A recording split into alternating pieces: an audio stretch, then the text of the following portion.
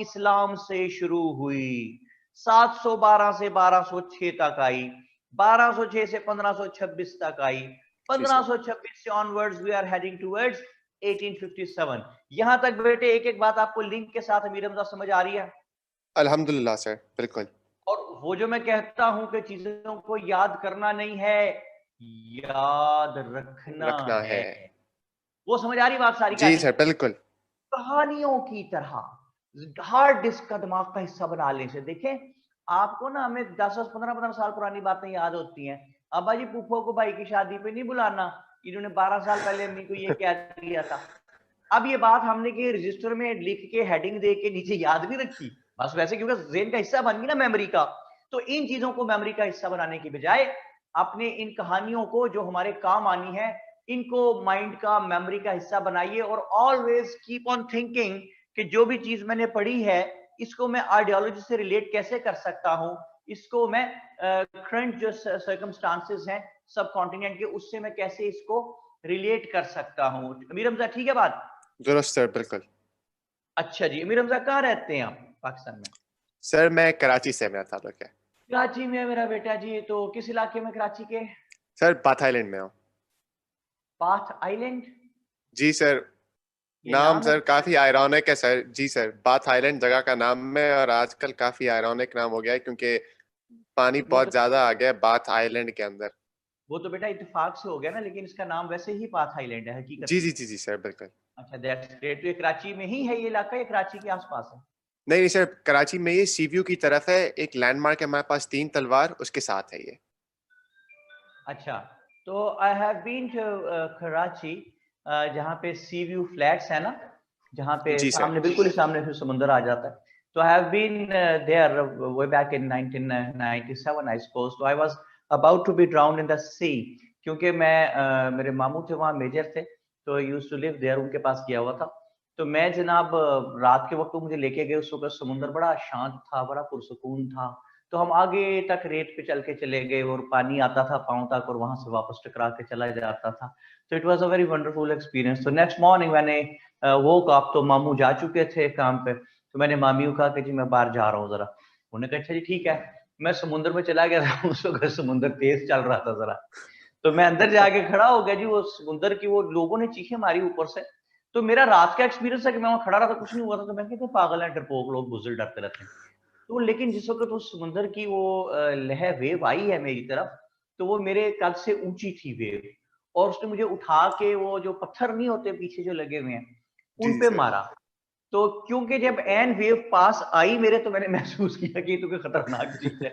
तो मैं मुड़ा और मैंने साहिल की तरफ भागने की कोशिश की, लेकिन दैट वाज टू लेट। उस वेव ने मुझे उठा के सामने पत्थरों पे मारा।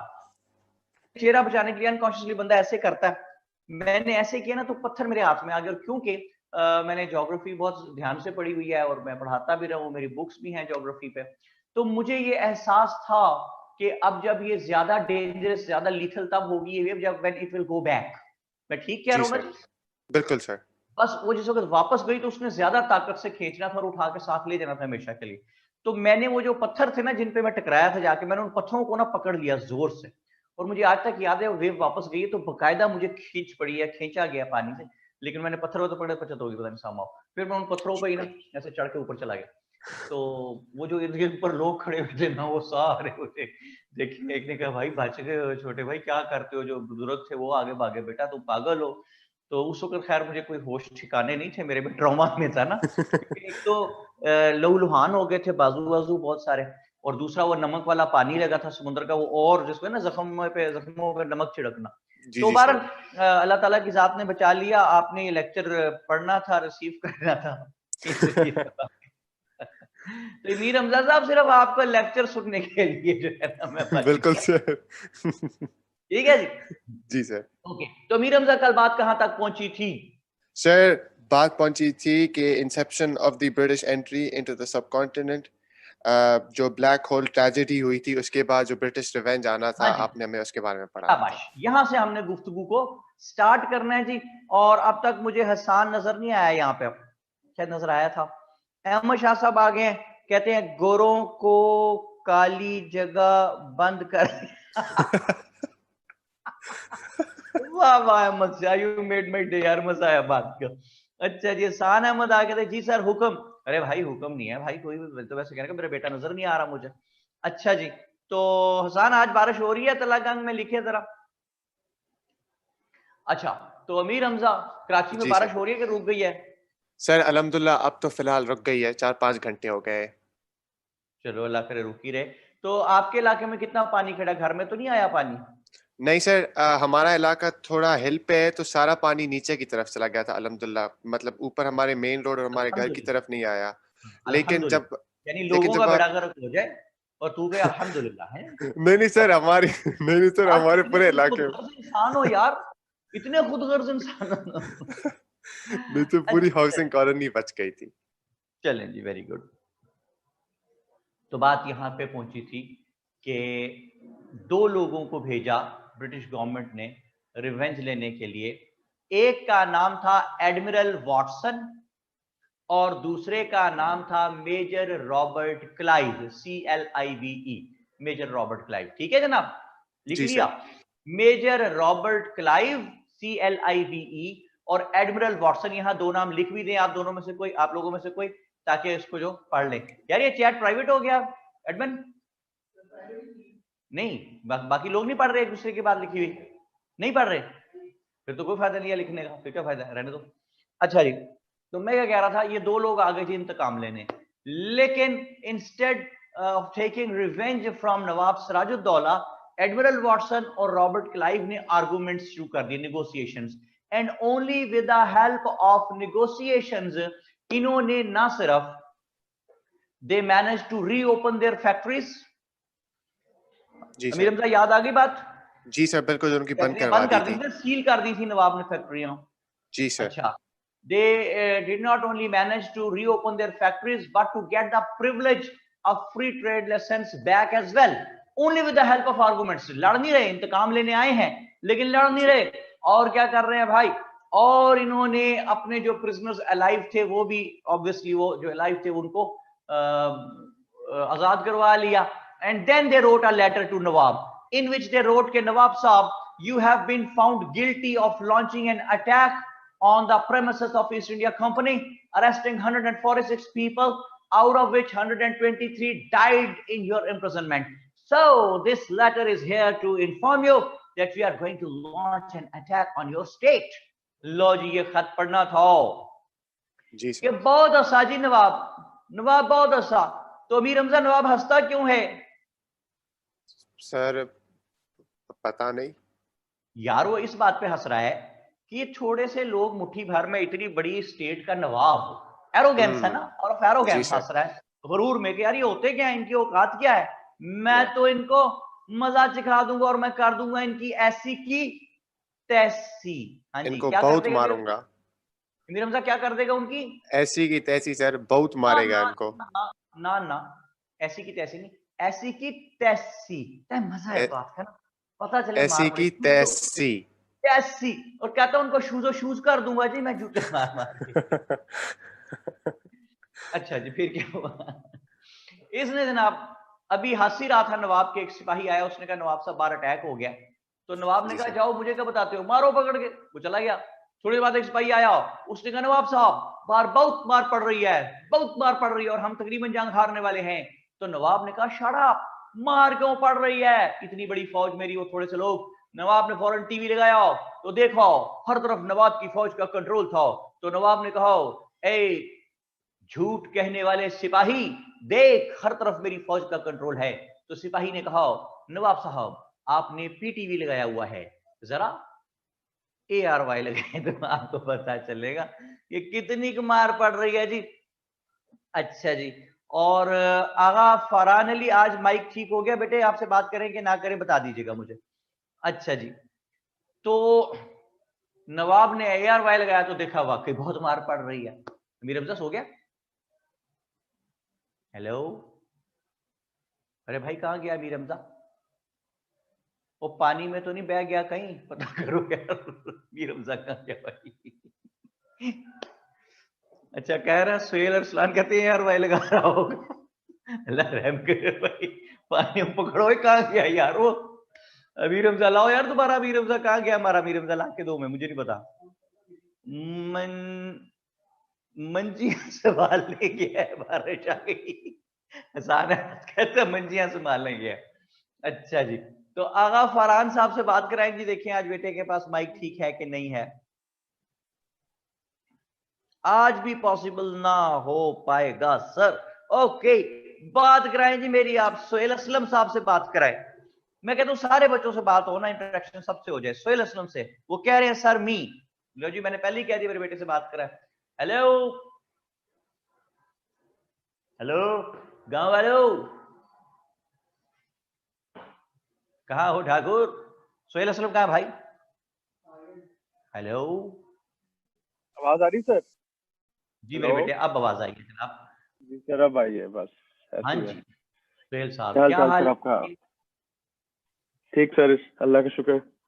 आप पाकिस्तान के किस इलाके में पाए जाते हैं भाई? सर लाहौर में। लाहौर में ही है जी। लाहौर में भी आज सुबह से बारिश हो रही थी, अब थोड़ी देर पहले रुकी है। पता है ना आपको इस बात का? जी सर, कल तो क्या कहते हैं, नॉर्मली वापडा टाउन में इतना पानी नहीं खड़ा होता। मैं कल शाम को गया था वापडा टाउन, अंदर गया था तो वहां पे सर सैलाब आया हुआ था, पूरा पूरा गाड़ियां डूबी हुई थी। और कोई नहीं यार, मैं भी कल शाम को, मेरे एक दोस्त है, उनका एक्सीडेंट हो गया था। वो रेवेन्यू सोसाइटी में रहते हैं। मैं वो ढूंढता ढांढता रेवेन्यू सोसाइटी नेविगेटर पे लगा के गया था। वहां से वापस मैं वापडा टाउन के गोल चक्कर के बाहर से होके आया हूँ। वापडा टाउन के अंदर नहीं मैं गया, लेकिन मेन गो पानी का खतरा भी नहीं था। एम ही चक्कर देता है हमें। सर नहीं, अंदर वापडा टाउन के अंदर मेन मेन गोल चक्कर पे नहीं, अगर आप वापडा टाउन के अंदर जाते तो वो डूबा पड़ा था सारा। अंदर स्ट्रीट्स में? स्ट्रीट में, और उनकी जो वापडा टाउन की मेन मेन अंदर रोड है। अच्छा, मैं मोहम्मद तो अवैस कल है साहब कहते हैं सर अंदर बहुत पानी था। सोहेल असलम तेरे जैसे और अवैस है साहब आप जैसे लोग एवं ही जंग में ना फौजों को डराई जाते हैं। वो सर उनके मुझे पास तो 100 टैंक है, वो 100 टैंक आ रहे हैं साहब। एवं ही ना डराओ मुझे यार, मैंने आज फिर जाना है शाम उस को, टाइम उस टाइम काम है मुझे।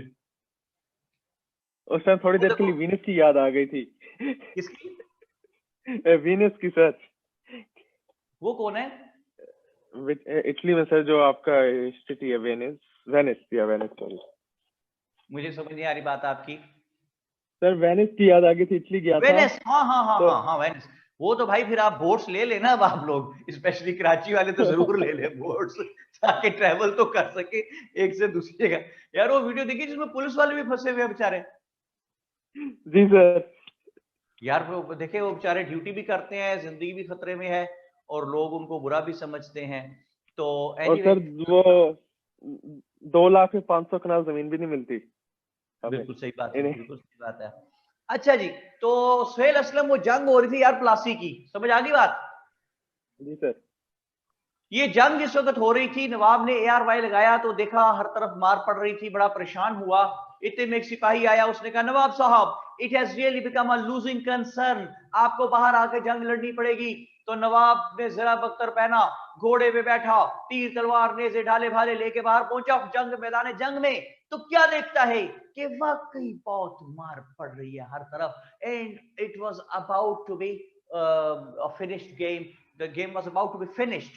कि गौर किया सराजुद्दौला ने कि मार क्यों पड़ रही है, तो ही केम टू नो कि अपनी ही फौज का सिपा सालार मीर जाफर ना सिर्फ खुद अंग्रेजों के साथ मिल गया था, बल्कि उसने फौज का भी बहुत सारा हिस्सा अपने साथ मिला के उनकी तरफ कर दिया था, और वो उनके साथ मिलके नवाब के बचे खुचे वफादारों को मार रहा था जी। अच्छा जी, और पता नहीं मोहम्मद अहमद पूछ रहे हैं repeat names of person sent by British. Admiral Watson and major Robert Clive, CLIVE। Okay, तो जनाब मीर जाफर ने सारा वो नक्शा पलट दिया था, और वो गद्दार था और सिपा सालार इनका था, मिला उनके साथ हुआ था। तो नवाब ने देखा कि मैं ये जंग हारने लगा हूं। सोहेल जाग रहा है? जी सर बिल्कुल। सोहेल आपकी आवाज मुझे कम आती है, आप कहीं दूर से बोल रहे हैं? नहीं सर, हेडफोन्स लगाए हुए हैं, आनी चाहिए बात, सही ठीक आनी चाहिए। ओके, तो जनाब मीर जाफर ने ये इस वक्त ये बिल्कुल जंग ये हारने के नजदीक पहुंच गया मीर जाफर की वजह से। सराजुद्दौला, तो सराजुद्दौला मैदान जंग से भागा और मीर जाफर को पता था नवाब कहां से भागेगा, उसने वहां पे अपने बेटे मीरन को खड़ा किया हुआ था। तो मीरन ने जिस वक्त देखा कि नवाब भागा आ रहा है तो मीरन ने नवाब सिराजुद्दौला को गोली मार दी। इस तरह 1757 war of Plassey, PLASSEY, war of Plassey which was fought between Sirajuddaula and East India company. ठीक है सुहेल? जी सर। इस वार में अपने धोखा, जी अपनों ने धोखा किया, अपने गिराते हैं नशेमन पे बिजलियों। ठीक है जी। और एक और शेर यहाँ पे आता है कि देखा जो तीर खा के कमी गाह की तरफ, वो अपने ही दोस्तों से मुलाकात हो गई। ठीक है जी। तो ये जनाब इस तरह एडमिरल वाटसन और major Robert Clive with the help of an intrigue साजिश की और एक ट्रेडर को साथ मिलाया जिसका नाम था Mir Jafar, and they came out victorious. Sirajuddaula मारा गया और 1757 की वार ऑफ प्लासी के बाद मीर जाफर को ईस्ट इंडिया कंपनी वालों ने बंगाल का नवाब बना दिया। ठीक है जनाब? जी सर, बिल्कुल ठीक है। रहता है, लेकिन इन 2 सालों में ना वो तंग पड़ना शुरू हो गया मीर जाफर। उसने कहा यार नवाब मैं हूं, and every now and then I am being subjugated, I am being directed, I am being dictated by East India company. ये करो वो करो, ये ना करो वो ना करो, तो नवाब मैं हूं और हुक्म इनका चलता है। तो वो गुस्से में आ गया, परेशान हो गया। उसने क्या किया, उसने वहां पे हॉलैंड के लोग आए थे, नीदरलैंड्स के डच पीपल। तो मीर जाफर ने डच लोगों के साथ मिलकर साजिश बनाई कि हम इनको उठा के बाहर फेंक देंगे जनाब। तो admiral Watson and major Robert Clive were quick enough to realise कि व्हाट वाज हैपनिंग। तो उन्होंने क्या किया, उन्होंने फौरी तौर पे एक्शन लिया और इस तरह जंग शुरू हो गई। एक तरफ है मीर जाफर और डच पीपल, समझ आ रही है सुहेल? जी सर, बिल्कुल आ रही है। एक तरफ है मीर जाफर और डच पीपल, हॉलैंड के लोग, नीदरलैंड्स के, और दूसरी तरफ है ईस्ट इंडिया कंपनी। ठीक है जी? जी सर। East India company came out victorious. 1759 it was a war of Bedara, BEDARA, Bedara. War of Bedara में मीर जाफर भाग गया, डच पीपल को पकड़ के उन्होंने बहुत मारा ईस्ट इंडिया कंपनी वालों ने, और अब के ईस्ट इंडिया कंपनी वालों ने नवाब बना दिया बंगाल का 1759 में मीर कासम को। मीर कासम कौन है? Mir Qasim was the son in law of Mir Jafar. आप थोड़ा सा गौर कीजिए सुहेल कि वो नवाब अगर किसी को बना सकते हैं तो खुद भी तो बन सकते थे। जी सर। लेकिन वो खुद नहीं नवाब बन रहे। वजह क्या है? वजह ये है कि अगर खुद नवाब बन गए तो एक तो अदर यूरोपियन नेशंस जो आई थी वहां पे पहुंच चुकी थी, उनका जेलसी फैक्टर आया था कि इन्होंने कब्जा किया हुआ एक जगह पे, और दूसरा उस इलाके के करोड़ों लोग वो समझ लेते कि हमारी स्टेट पे किसी ने बाहर से आके कब्जा कर लिया, तो वो रिवॉल्ट का चांस बन जाता ना एकदम।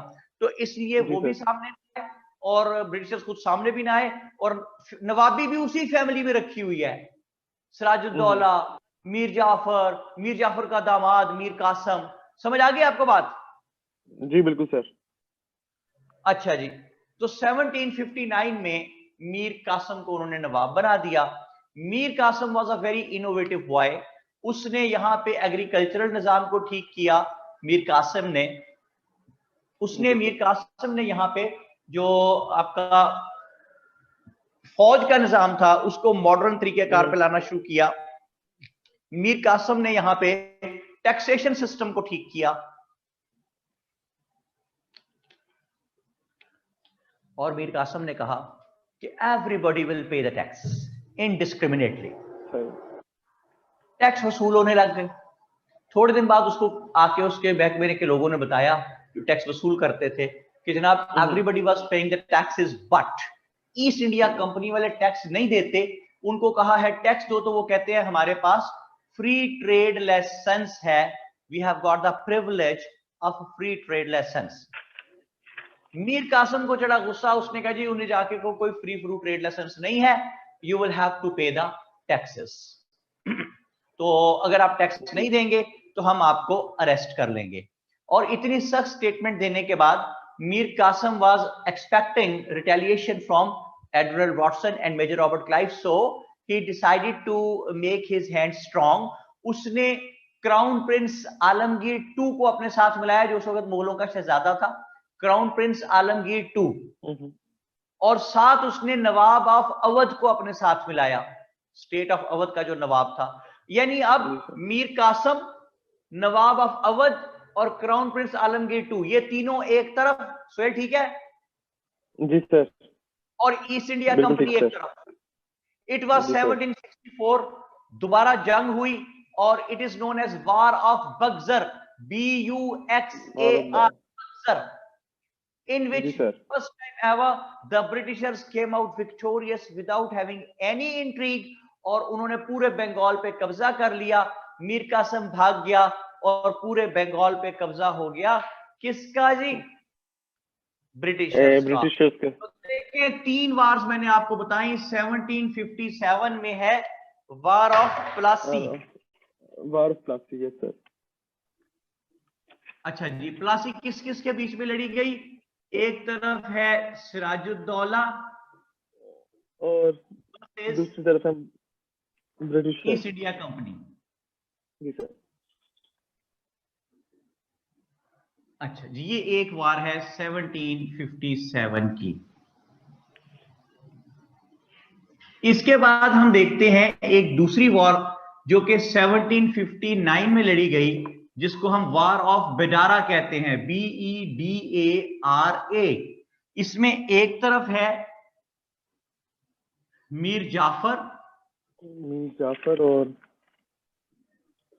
प्लस डच पीपल, हॉलैंड के लोग, और वर्सेस है ईस्ट इंडिया कंपनी। ये वार ऑफ बेडारा है 1759। फिर है 1764 war of Buxar, BUXAR, Buxar. ये एक तरफ इसमें है जी Mir Qasim ji, Sohail ji sir, Mir Qasim plus Nawab of Awadh AUDH, और plus crown prince Alamgir II।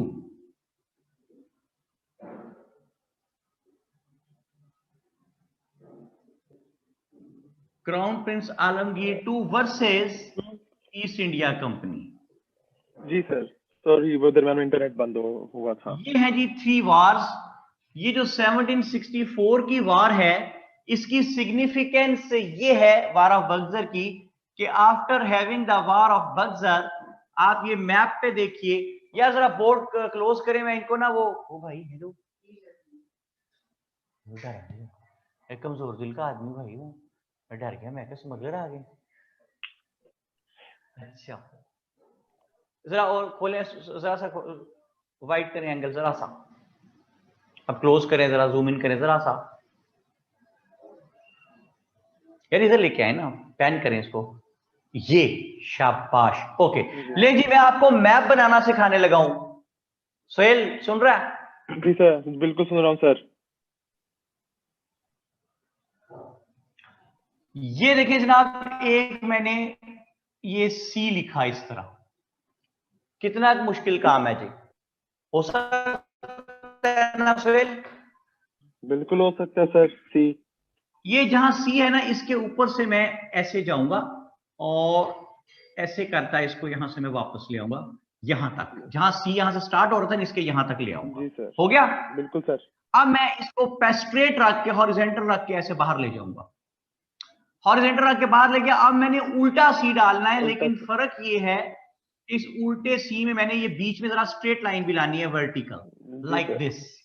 अब इसको स्ट्रेट यहां से ऐसे बंद कर रहा हूं, और इसके पैरेलल, ये जो सी की ये वाली लाइन है पहले सी की, इसके पैरेलल रख के मैं इसको ऐसे ले जा करके, ये बन गया आपका प्यारा पाकिस्तान। और कोई बात समझ में आती है? ऐसे बनता है, ऐसे बनता है नया पाकिस्तान। ये वाह खान की पट्टी है, अफगानिस्तान आ गया, ईरान आ गया। यहां से मैं एक वी लेके जाऊंगा, लेकिन वी का उधर वाला डंडा जो है उसको बाहर की तरफ डिस्टॉर्ट कर दूंगा। ये गंदा इंडिया बन गया और इसके साथ यहाँ पे मैं बना दूंगा बंगाल। समझ आ गई जनाब? जी सर। अब मैं क्या करूंगा, मैं बता रहा हूं आपको क्या now what is going to happen, कि ये जो एरिया है बंगाल का, जो मैं डॉटेड एरिया बना रहा हूं, इस एरिया पे सुहेल कब्जा कब हुआ ब्रिटिशर्स का? Sir after war of Buxar. क्या बाश, after the war of Buxar in 1764। Okay, तो ये नहीं दे, टिल्ट डाउन करें कैमरा सर, टिल्ट डाउन करो, नीचे करें जरा ऐसे, ये बस बस बस बस, ये ओके, शाबाश। ये नहीं देखिए, एक छोटा सा एरिया है सब कॉन्टिनेंट पूरे का, अगर आप कंपेयर करें बंगाल, और कब्जा उनका हुआ है सिर्फ बंगाल पे। ओपन कर दीजिए, नॉर्मल कर दे कैमरा, सिर्फ बंगाल पे कब्जा हुआ है। लेकिन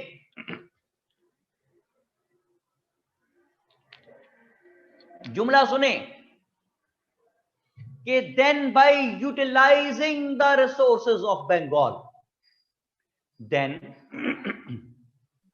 by utilizing the resources of Bengal, Britishers managed to throw out many other European nations from subcontinent. जैसे कि दक्कन में फ्रेंच बैठे हुए थे, उनको उठा के बाहर फेंक दिया। सोयल समझ आ रही बात? जी sir. I repeat the sentence कि then by utilizing the resources of Bengal, उन्होंने ब्रिटिशर्स ने दक्कन से फ्रेंच को उठा के बाहर फेंक दिया, और भी जिस जिस स्टेट में ब्रिटिशर्स के अलावा किसी यूरोपियन नेशन ने कब्जा करके अपनी कॉलोनी बनाई हुई थी, उसको उठा के वहां से बाहर फेंक दिया। और 1806 आने तक, 1806 आने तक ब्रिटिशर्स ने 418 प्रिंसली स्टेट्स पे कब्जा कर लिया। ठीक है जी सर, एक क्वेश्चन है कि ये तो हमें पता है। ओ भाई हेलो, ठहर जा, सवाल ज़हन में रखें, साइड पे रखें, अभी बाद में पूछेंगे, पहले लिंक ना तोड़ी बात का। 1806 आने तक ब्रिटिशर्स ने 418 प्रिंसली स्टेट्स पे कब्जा कर लिया।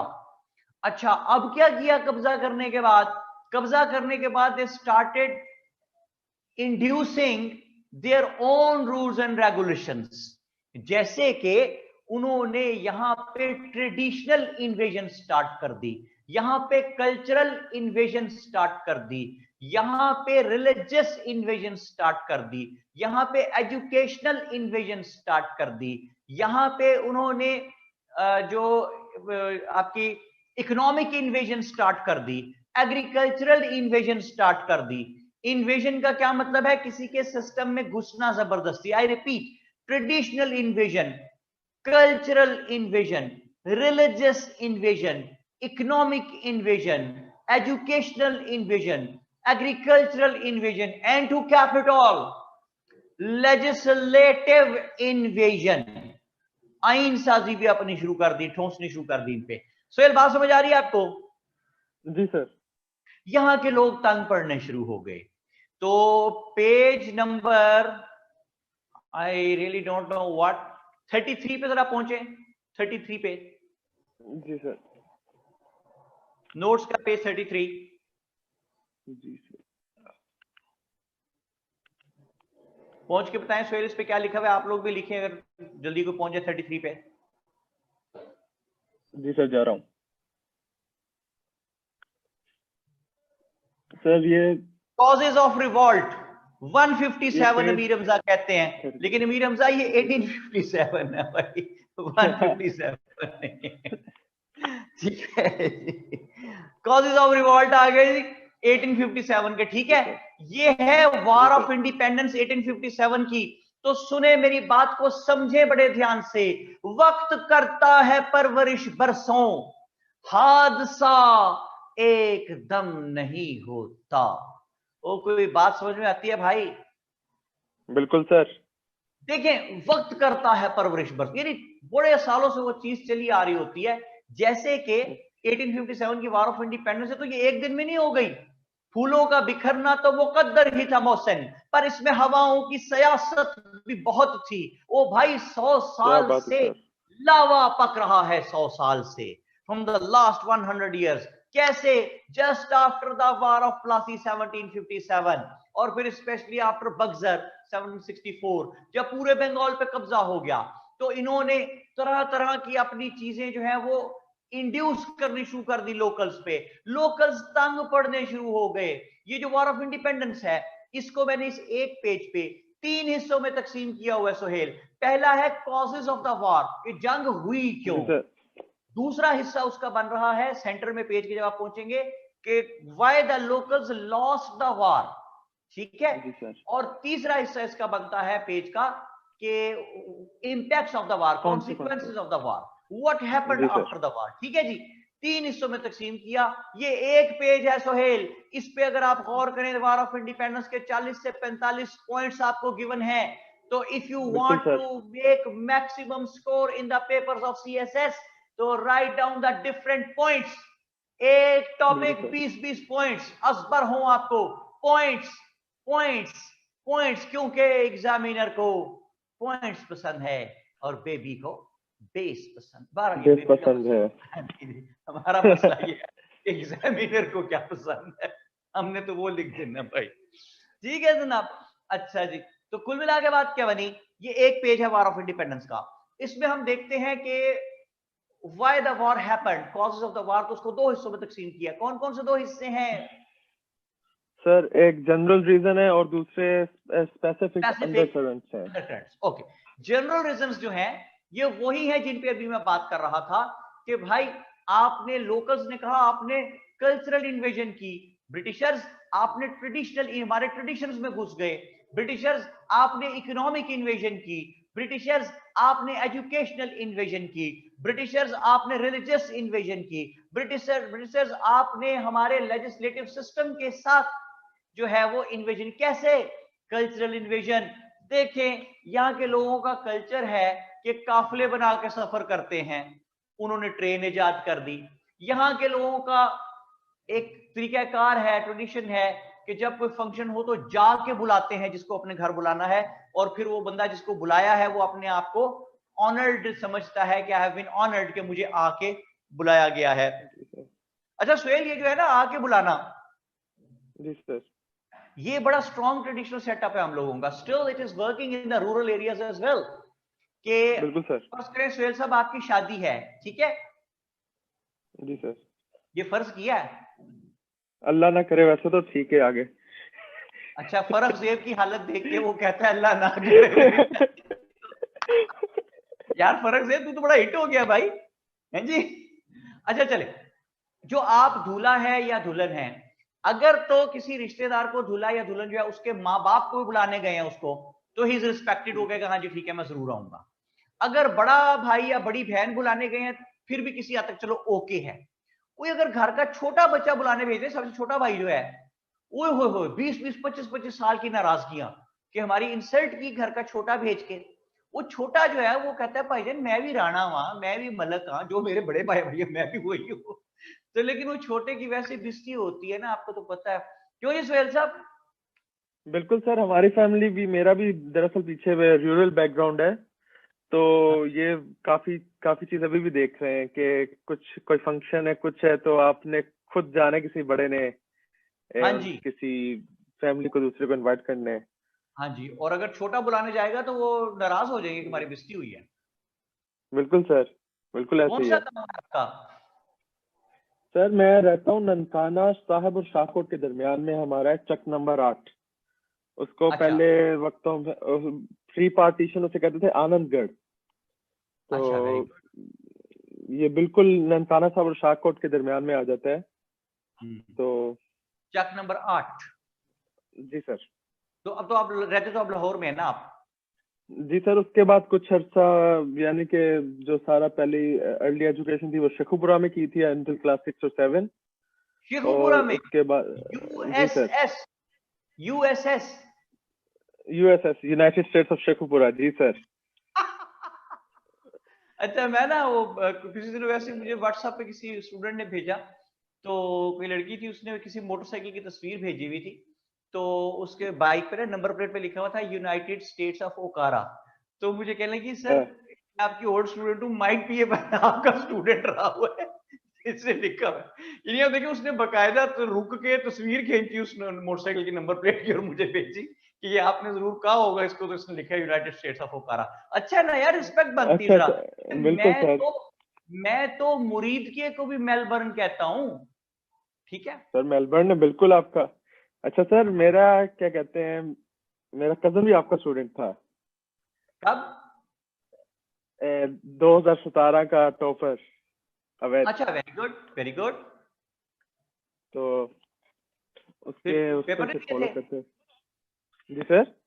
पेपर नहीं दिए थे? सर अवैध की बात कर रहा हूँ। अब आपने उस दिन उसे भी मेंशन किया था, अवैध इरशाद।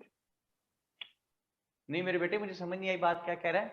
सर अवैध इरशाद अवैध आपका था इरशाद वाले स्टूडेंट। बैच में थे आप?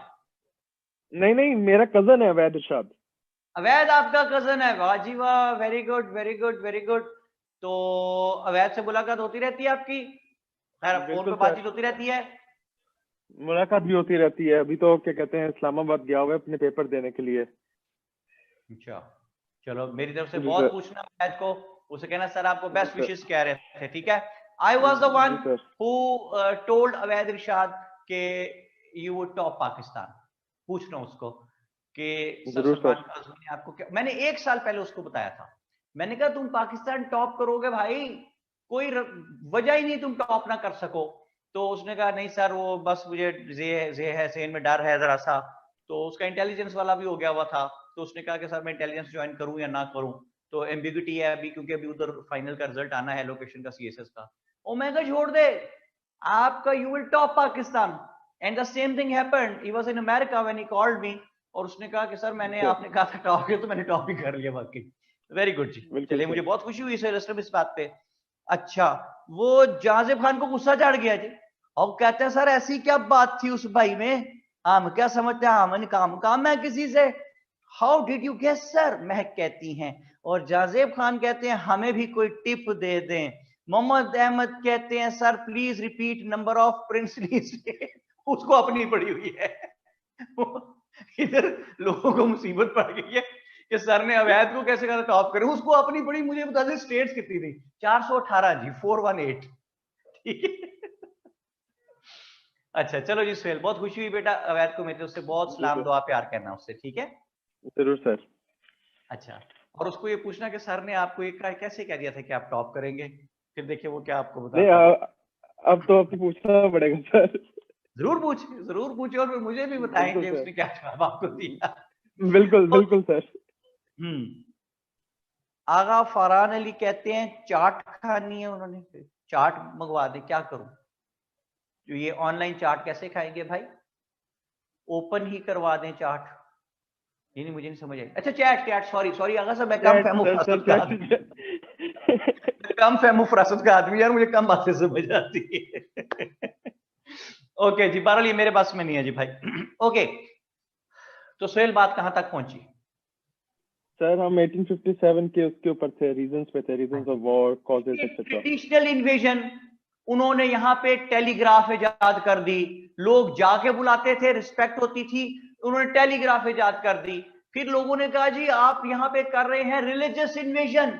रिलीजियस इन्वेजन क्या, कि भाई यहाँ पे स्कूलों में बच्चों को वो क्रिश्चियन मिशनरीज बुला लिए, वो लोगों को तबलीग करते फिरते थे क्रिश्चियनिटी की। Religious invasion. एजुकेशनल इन्वेजन, स्कूलों में बाइबल पढ़ाने लगे। लेजिस्लेटिव इन्वेजन, एक कानून बनाया which is known as doctrine of lapse, यानी जिस स्टेट के राजा का बेटा नहीं, जब वो राजा मरेगा तो the state would fall to East India company. बात समझ आ गई आपको? जी सर। अच्छा जी, सुहेल असलम बेटे से लेंगे इजाजत, काफी देर से बात हो रही है, किसी नए स्टूडेंट से बात अल्लाह कराएं हाफिज़ जिससे सर। अब तक मेरी बात नहीं हुई।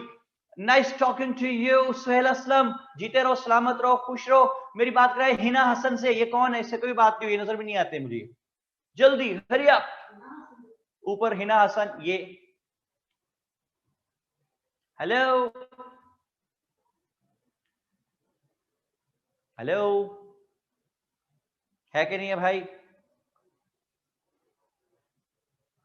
डॉक्ट्रिन ऑफ लैप्स, मारिया रेशम पूछ रही है जी, मारिया रेशम से बात कराएं जी। MARIA, मारिया रेशम, बात कराएं। हेलो। अस्सलाम वालेकुम सर। वालेकुम अस्सलाम। मारिया कैसी हो बेटा, ठीक हो? जी सर, मैं बिल्कुल ठीक हूँ, थैंक यू। आप कैसे हैं? या थैंक यू। मेरी बेटी कहाँ है जी पाकिस्तान में? सर मैं पाकिस्तान में इस्लामाबाद से हूँ। पाकिस्तान में इस्लामाबाद में। मेरी बेटी, बारिश की क्या सूरत हाल है जी वहाँ पे? सर इस्लामाबाद में कल तक बारिश हो रही थी, लेकिन मैं दुबई में रहती हूँ तो मैं कल वापस आ गई हूँ। आज जो है बारिश नहीं हो रही, आज रुक गई है। नहीं, वापस कहाँ आ गई? इस्लामाबाद में? नहीं सर, मैं दुबई में रहती हूँ वैसे। आई अच्छा, आप वर्क। दुबई चली गई है? जी, मैं वापस आ गई हूँ, मैं लास्ट इस मंथ वक्त पाकिस्तान में थी। इस वक्त आप दुबई में हैं? जी। वहां तो नहीं बारिश हो रही? नहीं सर, यहाँ पे तो कभी कभार होती है। इस बार सीडिंग नहीं हुई है इतनी, तो बारिश नहीं हो रही है। वेरी गुड जी, वेरी गुड। तो ये जो आप दुबई में बैठी हैं इतनी दूर और हमारी आपसे बात हो रही है, ये कैसे मुमकिन हो पा रहा है? सर जूम कॉल से, टेक्नोलॉजी। ना, ये शुआओं का चक्कर है, शुआओं का। ठीक है? सर कौन सी शॉय? शुआएं, जी। रेज, रेस का चक्कर है सारा मेरी बेटी, शुआओं का चक्कर चल रहा है सारा। ठीक है? अच्छा, तो हमारी आपने पहले एकेडमिक बैकग्राउंड आपका क्या है? सर मैंने नस्ट से पब्लिक एडमिनिस्ट्रेशन में बैचलर्स किया हुआ है। माशाल्लाह, वेरी गुड जी। अल्लाह ताला की ज़ात पाक आपको बहुत सी कामयाबियां दे। और मारिया, बात सारी समझ आ रही मेरी? जी सर, बात समझ आ रही है। इन्वेजन, ट्रेडिशनल इन्वेजन और रिलीजियस इन्वेजन हो रही है अभी। ओके, तो बात यहां पे पहुंची है कि उन्होंने डॉक्ट्रिन ऑफ लैप्स का असूल निकाल दिया। डॉक्ट्रिन ऑफ लैप्स यानी जिस स्टेट के राजा का बेटा नहीं, मेल लीगल हेयर नहीं, तो when the raja would die तो the state would fall to East India company. भाई क्यों? स्टेट में और 10 लाख बंदा रहता है, किसी और को आप बादशाह बना दें, राजा बना दें। लेकिन सर उन्होंने इससे कहा नहीं पहले जी। क्या हो रहा था? जी, इससे पहले क्या हो रहा था? क्लोजेस्ट मेल रिलेटिव को जाता था या उनकी बेटियों को जाता था? ऑब्वियसली भाई होते थे, भांजे होते थे, भतीजे होते थे, तो कोई ना कोई जो भी किथ एंड किन होता था उसके पास चली जाती थी। राजाशिप समझ रहे? राजाशिप क्या लफ्ज है? राजा वो बन जाता था जी। अच्छा जी, तो ये है डॉक्ट्रिन ऑफ लैप्स। फिर उन्होंने एक चीज निकाली यहाँ पे कि उन्होंने कहा भाई यहाँ पे कोई भी जो एग्रीकल्चरल रिफॉर्म्स हैं उस पर उन्होंने लगान बहुत ज्यादा लगा दिया, टैक्स। तो वो यहाँ के गरीब का, किसान का जिंदा रहना मुश्किल हो गया, इतना उस पर उन्होंने लगान, उस जमाने में टैक्स को वो कहते थे लगान, उस पर लगा दिया। फिर स्पेसिफिक अंडरकरंट्स हैं, जैसे कि they were biased about the local soldiers. Maria, page है आपके सामने? जी सर, है मेरे सामने page. They were biased about the local soldiers. जिस पोस्ट पे लोकल सोल्जर को 9 रुपए सैलरी मिलती थी, उसी पोस्ट पे जो ब्रिटिशर सोल्जर से उनको 27 रुपीज यानी 3 टाइम्स ज्यादा सैलरी मिलती थी। उनके लिए सीनियरिटी भी थी, प्रमोशंस भी थी, की पोस्टें भी थी। लेकिन यहाँ के लोगों के लिए ना सीनियरिटी थी, ना की पोस्ट थी, ना प्रमोशन थी, बहुत बुरे हालात में थे। और मोर ओवर उन्होंने यहाँ पे कैसे कैसे इन्वेड किया सिस्टम में। एक दिन उसने देखा गोरे ने कि एक जनाजा जा रहा है हिंदू का फॉर बरियल, तो साथ एक दुल्हन जा रही है सजी हुई पूरी ब्राइड। उसने कहा ये को ब्राइड को क्यों साथ ले जाना मांगता? उसने कहा जी इसलिए मांगता कि इसको जला देंगे। हमारी बात समझ आ रही है आपको? जी सर, आ रही है। ये क्या है जो जिंदा जला देने लड़की को, दुल्हन को उसके साथ बंदे के? सर मुझे वर्ड नहीं याद आ रहा। सती, सती, सती, यस सर, सती। सती की रस्म है ये। तो उन्होंने उसको पूछा कि क्यों सती की रस्म, क्यों जलाओगे इसको? तो उन्होंने कहा बस ये हमारी रस्म है। उनको सही तरह जवाब देना ना आया मारिया। अगर मेरे से पूछते ना तो मैं कहता जी ये लड़की जब तक वो बंदा जिंदा था उसको जलाती रही थी, तो इसलिए वो मर गए, तो बदले के तौर पे इसे साथ सर जला लड़कियों ने दे। आपके साथ क्या किया है सर? आप वैसे ही बेचारे को बदनाम करते रहते हैं। क्या करता रहता हूँ तो लड़कियों को क्यों बदनाम करते रहते हैं वैसे ही? मैं? जी सर। लाहौल लो जी, मेरे पे केस डाल दिया उसने। मेरे फरिश्तों को भी नहीं पता कोई। तो वैसे ही ठीक है। अच्छा, आपसे पहले मैंने क्या कहा जी, जरा बताओ। सर आपने कहा है कि वो लड़की पूरी जिंदगी उसको जलाती रही है, ये इसलिए अब अब कहा है ना, ये तो अब कहा है। आपने कहा आप करते रहते हैं, तो पहले मैंने क्या कहा है जी, जरा वो भी बताओ मुझे। सर आपने सारे शादीशुदा लड़कों को मिस्कीन कैटेगरी में डाल दिया, बेचारों को। आपने तस्वीर देखी उस बेचारे की? उसकी तस्वीर देखे, फरज़ेब को अपने डीपी सामने करना था, देखो बेचारे को जरा, मेरा कसूर है, मैंने कुछ कहा है, मेरे तो फरिश्तों को भी नहीं पता भाई। अच्छा जी चले, वो फरज़ेब कहाँ गया भाई, उसको बेचारा वो देखो, उसको मैसेज करने की इजाजत भी नहीं मिल रही चैट की भी, फिर तुम मारिया कहती हो कि क्यों कहता हूं मैं। फिर देख अच्छा जी, लेने चला गया होगा नाश्ते के लिए। अच्छा अच्छा, आपको ये तो याद है कि मैं मजाक ये करता हूँ, तो जो सीरियसली मैं ये कहता हूँ कि सबसे प्यारी चीज दुनिया में जो है वो बेटी है, वो नहीं आपको याद है जी? सर वो भी याद है, बहुत अच्छी बात की आपने। हाँ चले, बड़ी मेहरबानी, आपने पसंद फरमाया। थोड़ी देर पहले ही मैं कह के हटा हूं कि जिंदगी के लिए इतना नहीं मांगा करते, मांगने वाले से कासा नहीं मांगा करते, बेटियों के लिए भी हाथ उठाओ मंजर, सिर्फ अल्लाह से बेटा नहीं मांगा करते। ये बात नहीं याद तुझे? फरज़ेब आ गया, वो देखो कहते हैं अब आया ऊंट पहाड़ के नीचे, ठीक है जी। फरज़ेब साहब अपने आप को अब बेचारे पता नहीं क्या समझने लगे, क्या कर रहे हैं गरीब, फंस गया बेचारा। अच्छा जी मारिया, यहां तक कहानी समझ आ रही सारी? जी सर आ रही है। ओके, बात को लेके आगे चलते हैं जी। उसने कहा जी सती की रस्म बैन, ठीक है? ठीक है सर। अच्छा, कोई फिर उसने कहा कि कुरान मजीद से शादियां कर देते थे, गीता से किताब जो है उनकी, उससे शादियां क्यों कर देते थे? ताकि बेटी के साथ जायदाद बाहर ना चली जाए जब इसकी शादी हो। उन्होंने बुक से मैरिज बैन कर दी। अच्छा, चाइल्ड मैरिज कर देते छोटे छोटे बच्चों की आपस में, क्यों? ताकि बड़े होंगे तो पता नहीं, हो सकता है शादी करें या ना करें, तो लड़की के साथ फिर किसी की शादी करेंगे, अगर बाहर शादी हुई इसकी खानदान से तो जायदाद बाहर चली जाएगी, तो चाइल्ड मैरिज बैन कर दीजिए उन्होंने। अच्छा, अब देखें कल्चरल इन्वेजन, ट्रेडिशनल इन्वेजन, यहाँ के लोगों पर टैक्स बेशुमार लगा दिया है, यहाँ के जो सोल्जर्स हैं उनके लिए बाइस्ड हैं बहुत ज्यादा। और फिर एक कानून बनाया, general enlistment act, ENLISTMENT, general enlistment act 1854 में बनाया। इसका मतलब क्या था जनरल एनलिस्टमेंट एक्ट का? इसका मतलब ये था कि it enabled the British government to make the transfer of any soldier anywhere, general enlistment act 1854 की मदद से। तो यहां के लोगों ने इस पर भी बड़ा एतराज किया।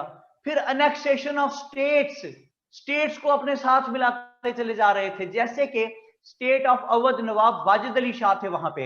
इन्होंने कहा जी कि एक बंदा नवाब वाजिद अली शाह के पास भेजा, his name was James Outram, James Outram, OUTRAM, M for mango, Outram. ये जो जेम्स आउटरम था, इसने जाके नवाब साहब को एक लेटर दिया कि साइन कर दें। नवाब साहब ने लेटर पढ़ा तो उसमें लिखा हुआ था भाई कि I Nawab Wajid Ali Shah with my own consent handing over all the administrative affairs to East India company. तो नवाब साहब ने कहा भाई मैं तो कोई आपको हैंड ओवर नहीं कर रहा ये अफेयर सारे ईस्ट इंडिया कंपनी को। तो उन्होंने कहा ठीक है नवाब साहब आपकी मर्जी है, ना करें, 3 दिन आपके पास, साइन कर दिया, ओके, नहीं तो हम कब्जा कर, अटैक करेंगे, कब्जा कर लेंगे। In the same thing happened, उन्होंने अटैक किया और स्टेट ऑफ अवध पे कब्जा कर लिया। इस तरह दे अनेक्स्ड, अपने साथ जोड़ना, annexed, they annexed many states with them on humiliated conditions, किसी को ब्लैकमेल करके, किसी को थ्रेट करके, किसी को ब्राइब करके बहुत सी स्टेट्स को उन्होंने अपने साथ मिला लिया। डॉक्ट्रिन ऑफ लैप्स के जरिए बहुत सी स्टेट्स पे कब्जा करते चले गए। और फिर यहां के लोगों में लावा पक रहा है। मारिया सो गई? नहीं सर, मैं इधर ही हूँ सर। डॉक्ट्रिन ऑफ लैप्स और एनेक्सेशन ऑफ स्टेट्स में कितना गैप है? कौन कौन से साल में हुई थी डॉक्ट्रिन ऑफ लैप्स और एनेक्सेशन ऑफ स्टेट्स में कितना फर्क है कवानीन में? टाइमलाइन क्या है उनकी? साथ साथ ही हैं, साथ साथ ही, वो भी चलती रही, ये भी चलती रही, ठीक है। अच्छा जी, तो एक, अब यहाँ के लोगों में लावा पक रहा है, इन्होंने कहा जंग करें, इन्हें उठा के बाहर फेंक देंगे ब्रिटिशर्स को। यहाँ से लावा पक रहा है बगावत के लिए, रिवॉल्ट के लिए। अभी वो प्री मेच्योर था लावा, अभी तैयारी इनकी पूरी नहीं थी लड़ने की कि 1 जनवरी 1857 को एक वाकया पेश आया कि एक फौजी जो था ब्राह्मण, वो बैठा हुआ था, पानी पी रहा था, तो पास से एक छोटी जात का हिंदू गुजरा, शूदर जिसे कहते हैं, शेड्यूल्ड क्लास हिंदू। वो आया, उसने कहा भाई जरा ग्लास बर्तन देना, मैंने पानी पीना है। उसने कहा शराब, मैं आपको ये बर्तन दे दूं, whole of my religion tarnished, तुम छोटी जात के हिंदू हो। तो उसने कहा sir which religion you are talking about which had already been tarnished. उसने कहा क्या बकवास कर रहे हो, मेरा रिलीजन कैसे तबाह बर्बाद हो गया, भ्रष्ट कैसे हो गया मेरा रिलीजन मेरा। उसने कहा जनाब वो जो कार्ट्रिजेस आए हैं ना, न्यू कार्ट्रिजेस, कारतूस जो गन में डालते हैं, those cartridges are supposed to be open with the help of your teeth, क्योंकि उसके ऊपर शेल चढ़ा हुआ बड़ा हार्ड है, तो उसको ऐसे दांतों से खींच के निकालना पड़ता है और फिर गन में उसको लोड करते हैं। तो उसने कहा वो जो शेल है that has been dipped in the fats of cows and pigs. Cows are sacred for the Muslims and cows are sacred for the Hindus and pigs are forbidden for the Muslims. तो ये अफवाह जो थी, जो सच भी थी, जंगल की आग की तरह ये रूमर फैला। And the next morning, thousands of the soldiers refused to use those cartridges, और उन्होंने कहा कि हम इसको इस्तेमाल नहीं करेंगे। British government took it as disobedience of order, और उससे क्या हुआ भाई, thousands of the soldiers were imprisoned by the British government, और जो बाकी सिपाही बच गए थे, whatever ammunition had been allocated to them, किसी को बंदूक मिली हुई थी, कारतूस की पेटी मिली हुई थी, एक रिवॉल्वर मिला हुआ था, उसके 10-12 बुलेट्स मिले हुए थे, whatever, खंजर मिला हुआ था, वो रात को उन्होंने सारा असला एमुनिशन जो उनको एलोकेट किया हुआ था ब्रिटिश गवर्नमेंट ने, वो उन्होंने उठाया और वो चल पड़े। मीरठ एक जगह है, मीरठ, मीरठ की जेल में कैद थे उनके सारे साथी सिपाही जो थे। उन्होंने मीरठ की जेल पे 1 जनवरी की रात को अटैक किया, दीवार तोड़ दी जेल की, और 27,000 प्रिजनर्स को, अपने साथियों को, सिपाहियों को वहां से आजाद करा लिया। जितने ब्रिटिशर्स, लोकल सोल्जर्स वहां ब्रिटिश गवर्नमेंट के अपॉइंटेड थे, उन्हें कत्ल कर दिया। और the war of independence began on 2nd January 1857 instead June 1857 where it was planned to be started. जी मारिया, समझ आ गई बात? जी सर, समझ आ गई सर। वॉर जो है वो कंबाइंड सब जो रिलीजियस उधर ग्रुप्स थे उन्होंने इकट्ठे लड़ी थी, या प्रिडोमिनेटली हिंदूज ने स्टार्ट की थी? नहीं जी, इनडिस्क्रिमिनेटली। डिस्क्रिमिनेटली। कोई आप ये नहीं कह सकते मुसलमानों ने स्टार्ट किया, हिंदूज ने स्टार्ट की, इनडिस्क्रिमिनेट सबने मिलजुल के लड़ी है, क्योंकि हिंदू सोल्जर्स भी थे, सिख भी थे, मुस्लिम्स भी थे, सब लोग थे। हाँ जी, तो बात यहां तक पहुंची, वार स्टार्ट हो गई। तो अगला हिस्सा देखिए इसका कि why the locals lost that war. नजर आया मारिया? जी सर, पेज के सेंटर में है। इसके एक तरफ लिखी है डेफिशिएंसीज ऑफ द लोकल्स और दूसरी तरफ लिखी है सुपीरियरिटीज ऑफ द ब्रिटिशर्स। ये जो डेफिशिएंसीज हैं, तो बहादुर शाह जफर जो है, he had become too old, ठीक है, तो लैक ऑफ लीडरशिप है ना, he had become too old. मैं ये कहता हूं कि अगर बहादुर शाह जफर टू ओल्ड ना भी होता, यंग भी होता, तो वो क्या कर लेता? He was never a warrior, he was a poet. क्या करता? उनको 2 गजलें उठा के मारता। कितना है बदनसीब जफर, दफन के लिए 2 गज जमीन भी न मिली कुए यार में, और उम्र दराज मांग कर लाए थे 4 दिन, वो 2 आरजू में कट गए 2 इंतजार में नून। जी मारिया, को शेर आता है आपको? सर आते हैं कुछ। कोई एक शेर सुनाओ, कोई सा, जल्दी। तो सिर्फ डब्बे में डब्बा, डब्बे में केक याद आ रहा है, तो पोइट्री नहीं सुना सकती मैं। ये कौन लेवल का शेर सुना है भाई? डब्बे में डब्बा, डब्बे में केक, मेरा प्यारा दोस्त लांतियों में एक। ठीक है जी। दुआ अमन खान, अगर यही नाम है, सही पढ़ रहा हूं, वो पूछ रही है कि sir how many prisoners were released after breaking the jail down? 27,000। Okay, अच्छा जी। बहादुर शाह जफर बूढ़ा हो गया बेचारा, ने क्या लड़ना था, जवान भी होता तो क्या लड़ लेता। फिर अगली बात में आपके पास क्या लिखी हुई है हमारी? जल्दी। लैक ऑफ इक्विपमेंट, तो इक्विपमेंट तो थी नहीं ना, थोड़ी सी थी, जो थोड़ी सी थी वो मारिया वो कहां से आई की थी ना ब्रिटिशर से, तो सोल्जर्स थे उन्होंने चोरी नहीं की थी बीबी, वो जो एलोकेट हुई थी ना, वो लेके निकले थे, चोरी डाल दी बेचारों पे। अच्छा जी, उनकी टेक्निकली आर्मी थी तो उन्होंने चोरी की, अगर उनकी अपनी एलोकेटेड। मेरी बेटी कहती तो मान लेते, जो कहती थी चोरी करके ले गई थी। अच्छा जी, तो ब्रिटिश गवर्नमेंट ने एलोकेट की हुई थी सोल्जर को। अच्छा, फिर आगे क्या है जी? Lack of finances. Sir revolt only in some areas. या revolt was confined only up to 4 areas. Kanpur में था, दिल्ली में था, लखनऊ में था और अवध में था। तो ऐसे जब आपने इतनी बड़ी पावर को उठा के बाहर फेंकना है तो आप सिर्फ ये मतलब 2-4 जगहों पर रिवॉल्ट हो रहे हैं। देखिए प्रेजेंट पाकिस्तान जो है कितना बड़ा है, साउथ इंडिया सारा कितना बड़ा है, वहां किसी को पता ही नहीं था कि कोई जंग भी हो रही है, कोई रिवॉल्ट भी हो रहा है कि नहीं हो रहा, पता ही नहीं था किसी को। तो ऐसे तो आप इतनी बड़ी पावर को उठा के बाहर नहीं फेंक सकते। Then it comes to the lack of finances. देखें जंग लड़ना जो है it's one of the most costly thing in the world. तो इनके पास पैसे ही नहीं था बेचारों के पास, इन्होंने क्या बेचारों ने जंग लड़नी थी। आगे क्या लिखा हुआ Mariam, sorry Maria? financial constraints and financial constraints हो गए और no proper strategy- aim or goal. हैं जी, No proper aim or goal. So no no strategy. Proper aim और गोल, पता ही नहीं ना करना क्या है जंग करके। इन्होंने दिल्ली पे कब्जा कर लिया था, बट विद इन 8 आवर्स उन्होंने ना सिर्फ कब्जा छुड़ा लिया बल्कि उन्होंने बहादुर शाह जफर के 2 बेटों को उसके सामने कत्ल किया, उसके सर काट के तख्त पे रख के उसको पेश कर दिए, ठीक है। और बड़ा बुरा, बहुत ह्यूमिलिएट किया उन्होंने यहाँ पे। वजह ये थी कि यहाँ के लोग तैयार ही नहीं थे जंग के लिए, उनको पता ही नहीं था जंग कैसे कर रहे हैं, लड़ रहे हैं, रिवॉल्ट कर रहे हैं और एम है कोई नहीं, गोल है कोई नहीं। Everywhere the Britishers were present around Delhi. तो दिल्ली पे इन्होंने रिबेलियंस ने कब्जा कर लिया, उन्होंने विद इन 8 आवर्स कब्जा छुड़ा लिया। तो नो एम, नो गोल, नो स्ट्रैटेजी। आगे क्या है सर? आगे है internal conspiracies and disloyalties. बहुत ज्यादा एक दूसरे से इंटरनल कॉन्स्पिरेसीज बहुत ज्यादा थी, जेलसी फैक्टर बहुत ज्यादा था, आपस में एक दूसरे की मुखबरियां कर देते थे। उससे क्या होता था, उससे वहां के लोग जो है, ब्रिटिशर्स जो हैं, उनको पता चल जाता था और वो बंदा ही उठा लेते थे, बीच वाला जो मेन आदमी होता था उसको वो उठवा लेते थे। तो उससे सारा इनका प्लान जो है वो चौपट हो ऐसा। तो इंटरनल जो इंट्रीग्स थी, साजिशें और जो जेलसीज थी एक दूसरे से, वो बहुत वाइटल साबित हुई।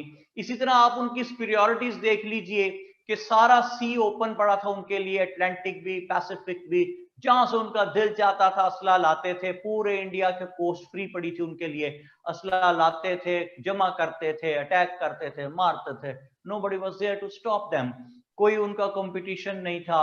और आप ये देखें कि पूरा एक कंट्री उनकी बैक पे है, इंग्लैंड, एक बड़ी कंट्री बकायदा, it was on the back of east India company. तो फिर उन्होंने ही जीतना था ना भाई। और फिर आप देखें कि equipment, better equipment, obviously they were having the better equipment. और एक सबसे मजे की बात यह कि they knew the psychology of the locals very well.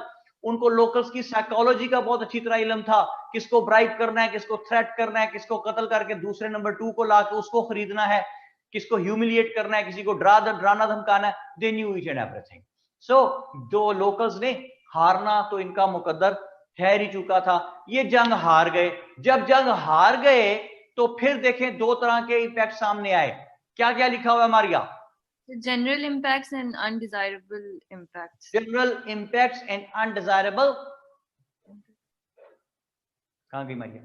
Sir यहीं पे हूँ, general impacts and undesirable impacts. Impacts. बात यह है कि जो जनरल है उसमें आप सबसे पहले आपके पास लिखा हुआ है कि India directly given under crown. जो सबसे पहला इंपैक्ट आया वार ऑफ इंडिपेंडेंस का वो ये आया कि India was given directly under crown and it became British India. दूसरी बात, ईस्ट इंडिया कंपनी अबॉलिश्ड, यानी अब ईस्ट इंडिया कंपनी की जरूरत नहीं ना रही। तो किसी चीज की जरूरत कब नहीं रहती मारिया? फिर जब आपको फुल कंट्रोल हो जाता है तो उनको वो ईस्ट इंडिया, जब उस चीज का काम खत्म हो जाता है ना, the thing which was assigned to that institution, वो assigned project जो है वो पूरा हो गया तो उसको खत्म कर दिया उन्होंने जनाब। ठीक है जी, मकसद पूरा हो गया और उन्होंने उसे खत्म कर दिया भाई। अच्छा, डॉक्ट्रिन ऑफ लैप्स अबॉलिश्ड। तो भाई डॉक्ट्रिन ऑफ लैप्स बनाया क्यों हुआ था कि इस स्टेट पे भी कब्जा हो जाए, इस पे भी कब्जा हो जाए, उस पे भी कब्जा हो जाए। तो अब तो सारे इंडिया पे कब्जा हो गया, अब क्या करना है? डॉक्ट्रिन ऑफ लैप्स को वो अबॉलिश कर दिया। फिर ब्रिटिश एटीट्यूड में चेंज आ गई। जाहिर बात है कि the Britishers who came here in the guise of traders, now they had become the owner of every black and white. तो एटीट्यूड में चेंज क्यों ना आता? फिर उन्होंने ब्रिटिश आर्मी यहां पे एस्टेब्लिश करनी शुरू कर दी, ब्रिटिश इंडियन आर्मी बकायदा तौर पे बनानी शुरू कर दी, ऑर्गेनाइज करनी शुरू कर दी। और एक चीज में लिखी हुई है कॉन्स्टिट्यूशनल एंड डेमोक्रेटिक डेवलपमेंट, नजर आई मारिया? जी सर, पॉइंट 4 है। डब्बा डाले, डब्बा कॉन्स्टिट्यूशनल डेमोक्रेटिक डेवलपमेंट, स्टार लगा लें साथ रजिस्टर पे लिख के कि कॉन्स्टिट्यूशनल एंड डेमोक्रेटिक डेवलपमेंट पे हमने पूरे 2 लेक्चर्स में बात करनी है। Okay okay sir. अच्छा जी, तो दूसरी तरफ आप देखें कि अनडिजायरेबल जो इंपैक्ट्स है कि it was an effort good for nothing, मतलब एक ह्यूज इकोनॉमिक लॉस हुआ और तो कुछ ना हुआ।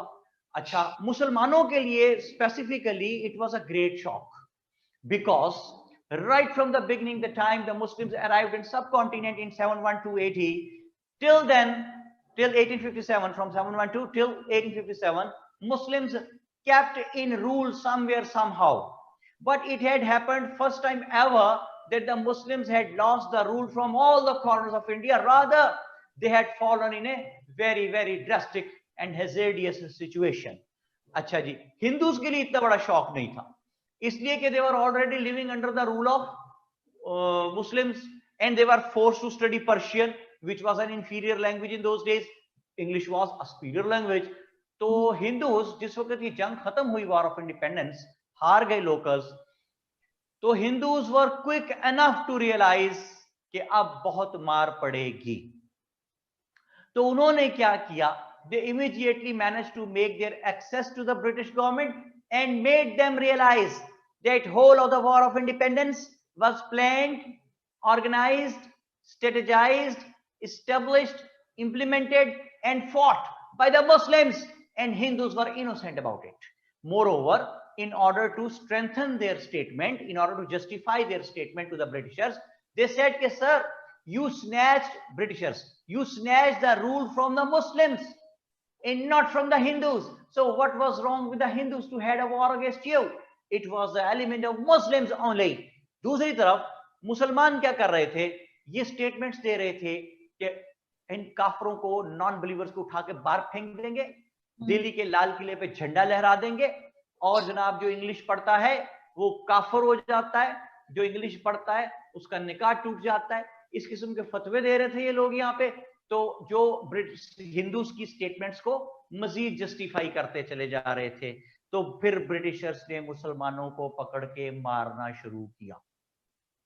मुस्लिम्स वर हैंग्ड, 27,000 मुसलमानों को फांसियां देती। मुस्लिम्स वर सेंटेंस्ड, कोर्ट से सजाएं सुनाई गई। मुस्लिम्स वर पनिश्ड, मारा गया उनको पकड़ के। Muslims were sacked from the jobs, नौकरियों से निकाल दिया गया। बॉम्बे बार में 240 वकील थे, जिनमें सिर्फ एक मुसलमान वकील बचा। मुसलमानों के मदरसों को आग लगा दी। देयर उलमास were held mainly liable to instigate the Muslims against the Britishers, और हमारे उलमा जो थे उनको पकड़ के इंडेमन आइलैंड्स, इंडिया के साउथ में कुछ जजीरे हैं, वहां ले जाके रख दिया। वहां क्लाइमेटिक कंडीशंस, एनवायरमेंटल कंडीशंस इतनी टफ हैं कि अगर 2 महीने बंदा वहां रहे तो स्किन गल के गिरनी शुरू हो जाती है, डिके कर जाती है इंसान की स्किन। तो वहां पे उसको उनको रख के छोड़ दिया जनाब। 3-3 दिन उनको भूखा रखते थे, और जब खाने को देते थे तो पिग देते थे जान के, उनको ह्यूमिलिएट करने के लिए। दिल्ली में शाह वलीउल्लाह की एक बहुत खूबसूरत लाइब्रेरी थी, उस लाइब्रेरी को इन्होंने आग लगा दी, बहुत नुकसान हुआ वो।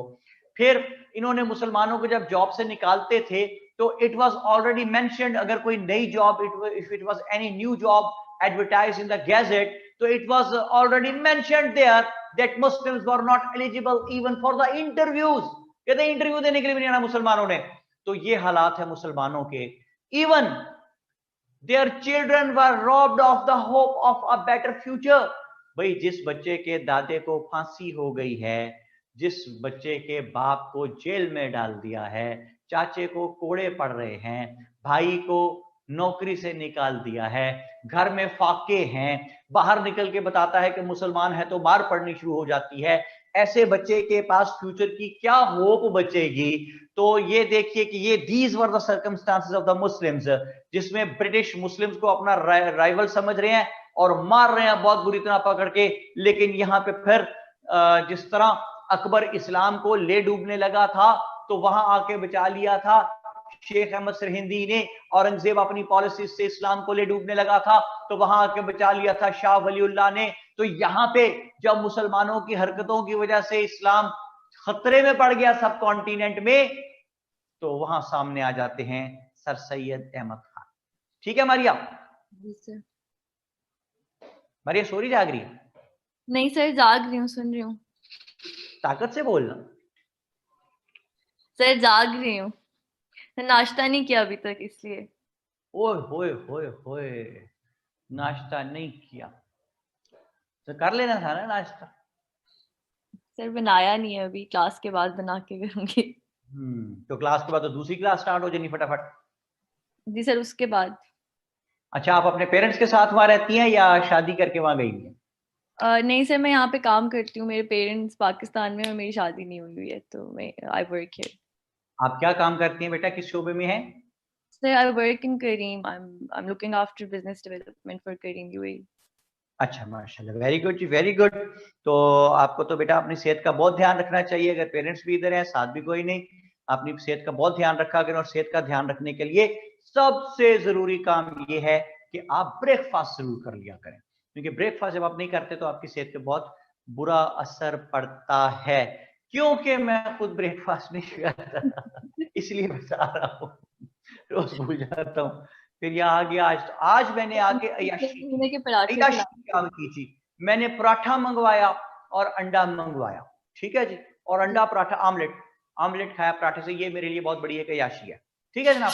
तो इसलिए आप देख रहे हैं आज मेरी बात में ताकत कितनी है, ताकत, ठीक है। ओके, सर मेरा वीकेंड मील होता है अंडा पराठा, और अभी मेरी अम्मी ने मुझे बहुत खिला के भेज दिए हैं, तो अब थोड़े अरसे के लिए पराठे से दूर रहूंगी। नहीं, अम्मी कुछ खिला के भेजती है तो 5 से 7 8 10 दिन 12 दिन आगे का खिला देती है वो, सर वो इतने जख्या कर लेती है अंदर। जब वो जब पराठे इतने खाए हैं, उनका वेट भी तो उतना ही गेन हुआ होगा ना, तो थोड़ा सा आना हाँ, पड़ेगा। ये तो है भाई बात पराठा है। खा के मुझे तो नींद आती है सर, आप पता नहीं एक्टिव कैसे हो जाते हैं, मेरा तो नैप लेने का दिल करता है अंडा पराठा खा के। सुस्त लोग हैं ना आप। सर आप सारी कौम में बेटे ब्रायलर के बने हुए, ठीक है। वो जो नैश सा ब्रायलर नहीं होता, जिसको जिसको तो कसाई पकड़ने लगता है पिंजरे में, तो वो एहतजाज ही कोई नहीं करता, वो हल्का सा कहता कौ कौ कौ कौ, वो कहता चल भाई आजा काका तेरी बारी, पकड़ के ले जाता है। आप जो पुराने जमाने में जो देसी मुर्गा होता है ना, देखा है कभी आपने देसी मुर्गा मारी? जी सर, मेरे अम्मी अब्बू चकवाल से, यूनाइटेड किंगडम ऑफ चकवाल से हैं, तो मेरा बचपन यूनाइटेड किंगडम ऑफ चकवाल से है। यार ये तो मशहूर हो गया भाई, यूकेसी हमारा, यूनाइटेड किंगडम ऑफ। लो जी, और लोग आ गए चकवाल से। हसन, डाकखाना मिल गया जी, मुबारक हो आपको। और भी लोग आ गए बहुत सारे, यूएसटी से, यूनाइटेड स्टेट्स ऑफ तेलंगाना, और यूनाइटेड किंगडम ऑफ चकवाल से, ठीक है जनाब। तो मारिए, वो देसी मुर्गा होता है ना, उसको पकड़ना शुरू करें ना आप खाने के लिए, तो बस वो नहीं फिर काबू आता, आपके पूरा गांव घुमाता है आपको वो, ठीक है। तो मैंने मार खाई हुई है देसी मुर्गे से बचपन में, तो मुझे पता है। देसी मुर्गे ने किसी बात पे ही मारा होगा ना आपको, ऐसे तो नहीं मारा होगा। बहुत लड़ाका सा मुर्गा था, पास से गुजरो काट लेता था फजूल में। अच्छा, कुछ कहा था आपने उसे? नहीं नहीं सर, मैं बहुत डरपोक बच्ची थी, मैं तो कुछ नहीं कहती थी, वो उड़ के कंधे पे वैसे ही बैठ जाता अच्छा, था। उड़ के आया देसी मुर्गा, उड़ के आया यानी? बेटे देसी मुर्गा था कि सुपरमैन था? सर मुझे तो वो सुपरमैन वाली क्वालिटीज उसमें लग रही थी, उसके बाद ज़िब्बा करवा लिया था उसको। Well done, very good Maria, बहुत मजा आया बात का आपसे भी। जब देसी मुर्गा उड़ता उड़ता आया और आके मारा आपको। अच्छा, आप कितनी थी उस वक्त, किस क्लास में थी? सर मैं 3rd 4th ग्रेड में होंगी, तो छोटी थी उस वक्त। क्लास 3 4 में थी। चले ठीक है, कोई बात नहीं जी। सुपर मुर्गा जी ज्यादा फरूक कहती है गाँव में। तो आप लोगों सुन लो, गांव वालों, वो कातिल होता है, कत्ल करने आज लोग और मुर्गे दोनों ही लड़ाका होते हैं, तो सबसे हाँ, लड़ाका होता है, क्योंकि कत्ल करने आ गया था। तो हसन, आपको तो नहीं कभी मुर्गा पड़ा वहां पे? आप भी उसी इलाके से बिलोंग करते हैं भाई। देखिए हसन, यहाँ पे असील मुर्गा होगा वो कहते हैं, यानी हसन को देखिए, उसको उनकी काइंड्स की भी पहचान है मुर्गों की। कहते हैं नहीं सर, हाँ जी हसन ने, क्यों हसन को किसी पढ़ना था मुर्गे ने। मुर्गे आ रहे सामने से, हसन आ रहा, तो एक मुर्गा दूसरे को कहता है वो भाग बिल्ला आया है। अच्छा, और ये बिल्ला बेटे मैंने इनकिसारी से काम लेके कहा है हसन। ठीक है मारिया? जी ठीक है सर। ओके, चले जी हसन, आप खुद ही फिट करते रहे ना, मैंने बिल्ले की जगह क्या कहना था। ये मुर्गा किससे डरता है, या खुद ही फैसला करे, मुझे नहीं पता। ओके, तो मैं क्या कह रहा था, मैं ये कह रहा था कि सर सैयद अहमद खान सामने आते हैं 18 अक्टूबर 1817 को सर सैयद अहमद खान पैदा होते हैं दिल्ली में। 18 अक्टूबर 1817 दिल्ली में पैदा होते हैं सर सैयद। इनके अबू एक जगह बैठे हुए थे, एक बंदा आया, उसने बताया कि जनाब आपके घर काका हुआ है। तो इनके अबू भागे भागे गए, तो आगे सर सैयद दाढ़ी रख के बैठे हुए थे। ठीक है यार, बात ये कि मैंने जैसे सर सैयद को देखा, मुझे तो वैसे ही नजर आते हैं ना, दाढ़ी रख के बैठे हुए। अच्छा जी, मारिया समझ आ रही बात आपको? जी sir. Okay, sir Syed Ahmad Khan जो है, he belong to an elite class family, और राइट फ्रॉम द बिगिनिंग उनकी जो अपब्रिंगिंग थी, that was made by highly educated people of that time. Even his grandfather Sayyid Hadi, he was given the title of Jawadud Dawla. Jawadud Dawla, Jawadud Dawla का मतलब होता है इल्म वाला।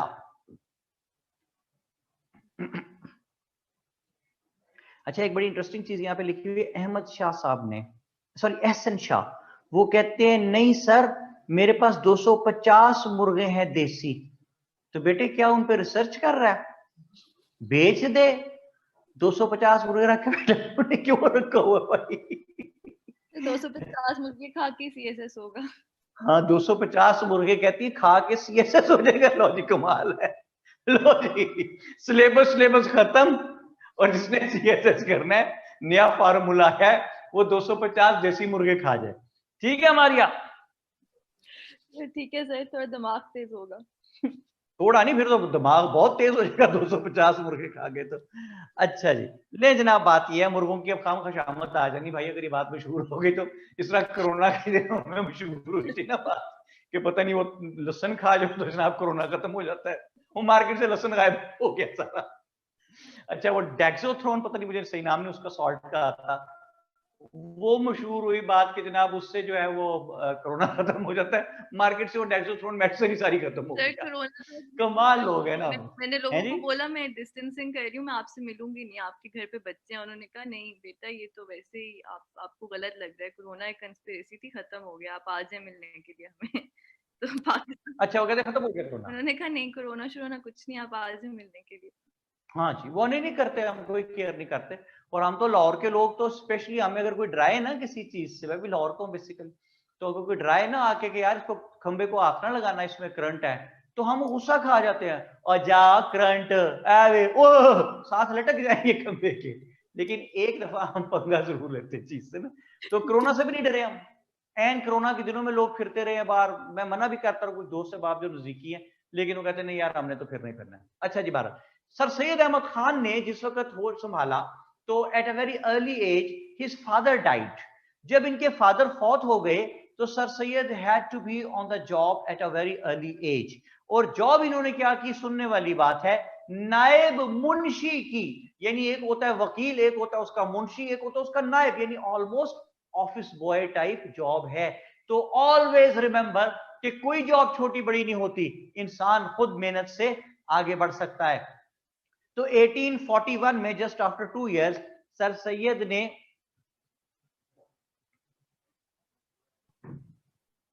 अच्छा जी वो कुछ लिखा हुआ उन्होंने, मैं पढ़ने की कोशिश कर रहा था। सर सैयद ने 1841 में सब जज का एग्जाम दिया, जूनियर जज का, और जूनियर जज भर्ती हो गए। And then for rest of his life he kept on working in the field of judiciary. Sir Syed Ahmad Khan, sir Syed Ahmad Khan जो है, he was a very liberal sort of person. और after specially during the war of independence, sir Syed Ahmad Khan पे ना Britishers को एतबार बहुत ज्यादा था, बहुत एतमाद करते थे। और वो एतमाद उस वक्त और बढ़ गया जिस वक्त during the war of independence 1857 sir Syed Ahmad Khan provided refuge to a lot of European families. क्योंकि यहाँ के लोग जो है वो यूरोपियन फैमिलीज की औरतों को, बच्चों को, बंदों को जो काबू आ जाते थे, गोरे यूरोपियंस, उनको वैसे सादा कत्ल नहीं कर देते थे, उनको सड़क पर रख के ज़िबा करते थे, रोड पे रख के, इतने जालिम थे। तो उनको सर सैयद ने रेफ्यूज प्रोवाइड किया बहुत सारे ब्रिटिशर यूरोपियंस को। तो ये ब्रिटिशर्स का सर सैयद पे कॉन्फिडेंस जो है वो और भी बहुत ज्यादा बढ़ता चला गया। और उसका रिजल्ट ये निकला कि after the war of independence, when sir Syed Ahmad Khan observed that the Muslims had really fallen in a very hazardous situation, and the Muslims were really under a cloud, or they were faced with very very severe circumstances. So Sir Syed Ahmad Khan decided to do something for the Muslims. तो Sir Syed Ahmad Khan ने सबसे पहले जो है एक magazine issue किया, causes for the revolt of 1857, causes for the revolt of 1857। जी मारिया, समझ आ रही बात? जी सर। सर मैगजीन जो है वो सिर्फ मुस्लिम्स को टारगेट कर रहा था या ओवरऑल सब लोगों को? ओवरऑल जी, वो देखिए कॉजेज फॉर द रिवॉल्ट है ना, तो ओवरऑल है, सबके लिए है। इसमें कॉज, ये उर्दू में उन्होंने छापा, उर्दू में इसका नाम था रसाला बराए असबाबे बगावत हिंद। तला शायद एग्जैक्ट ईयर नहीं पता जी, बस वार के बाद है 1860s में। रसाला बराए असबाबे बगावत Hind, causes for the revolt of 1857, ये इन्होंने उर्दू में शाया किया। उसके बाद इसको इंग्लिश में ट्रांसलेट किया and then it was sent to London as well, ताकि ब्रिटिशर्स को भी साबित हो सके, बताया जा सके कि वार के मेन कॉजेज क्या थे। तो सर सैयद ने इसमें लिखा कि only the natives, the Indians, the Hindus, the Muslims, the Sikhs, they were not only factor who are responsible for the war of independence, rather sir Syed ने कहा Britishers you are also responsible for this war। तो उन्होंने कहा कि भाई हमने क्या किया है सर सैयद? तो उन्होंने कहा भाई आपने ये किया। सर सैयद ने कहा कि you never provided the masses of subcontinent with any kind of platform with the help of which they would have communicated their problems, their reservations, their inconveniences, their complaints to the British government। किसी किस्म का कोई platform भी provide नहीं किया आपने। And when there wasn't any kind of platform, तो याद रखिए जहां पे रिक्वेस्ट, जहां पे कंप्लेंट, जहां पे रिजर्वेशन सुनने का दरवाजा बंद हो जाता है, वहां पे रिवॉल्ट होता है। फिर रुतों का कायदा है, वक्त पर ही आती जाती हैं, तुम्हारे शहर में क्यों रुक गया फरियाद का मौसम। तो जहां फरियाद का दर बंद हो जाए वहां फिर रिवॉल्ट होता है। मारिया ये बात समझ आ रही है? जी सर।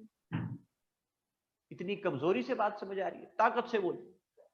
जी सर समझ आ रही है। भाई अभी तो कल ही आई है, अभी तो जहीरा चल रहा है ना जो अम्मी ने खिला के भेजा।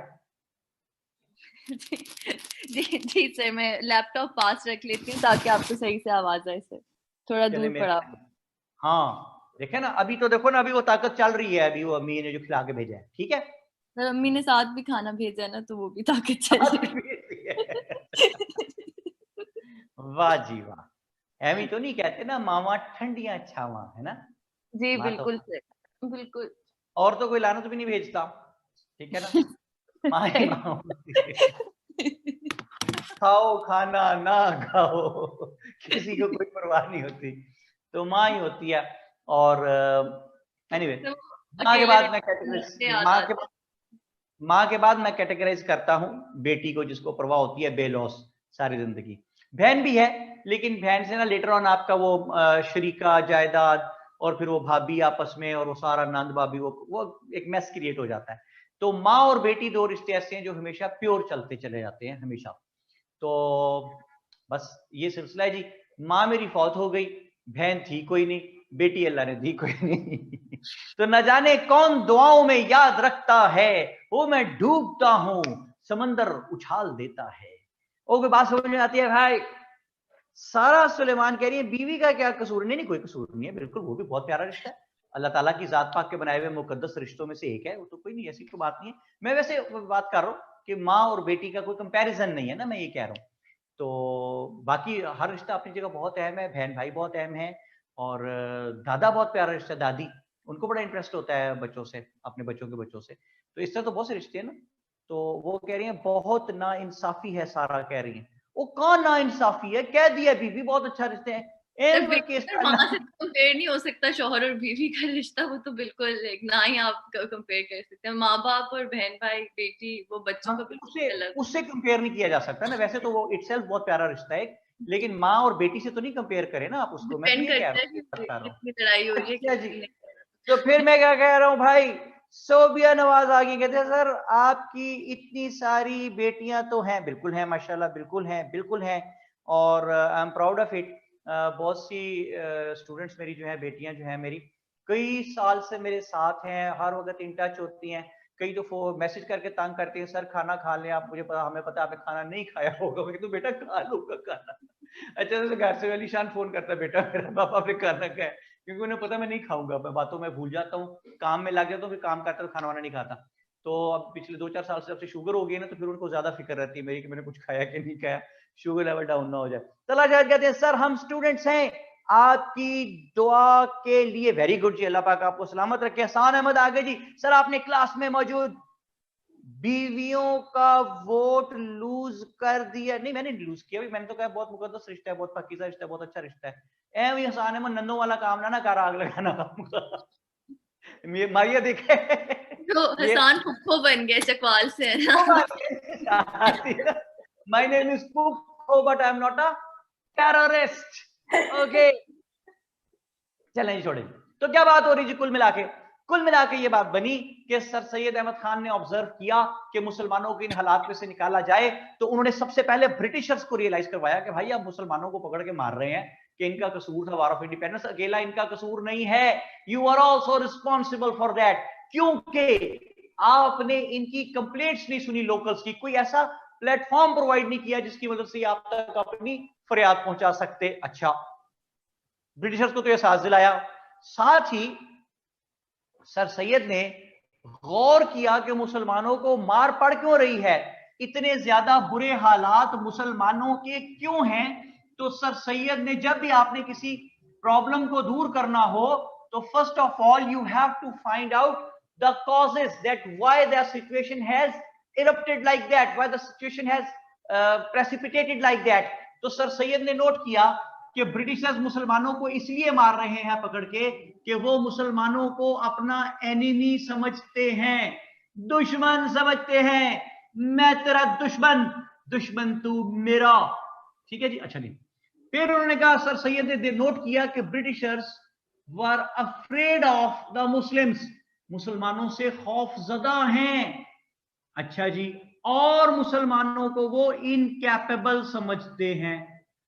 तो सर सैयद ने सोचा कि अगर इन 3 ऑब्स्टेकल्स को दूर कर दिया जाए, यानी वो हमें एनिमी समझते हैं, वो हमें फियर हमारे से रखते हैं इसलिए हमें मारते हैं पकड़ के, हमें इनकैपेबल समझते हैं, अगर इन ऑब्स्टेकल्स को दूर कर दिया जाए तो फिर काफी हालात बेहतर हो सकते हैं।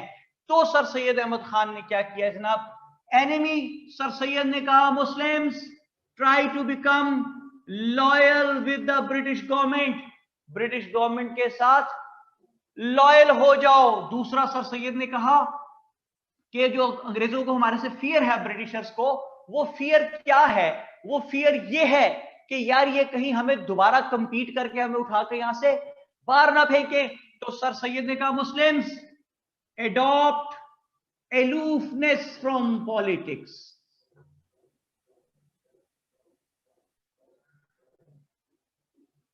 Muslims adopt aloofness from politics. देखे, जो आदमी सियासत में हिस्सा ही नहीं ले रहा, एलूफनेस, दूरी, इस पे आतिफ असलम ने गाना भी बनाया हुआ दूरी, मारिया वो सुना हुआ गाना दूरी?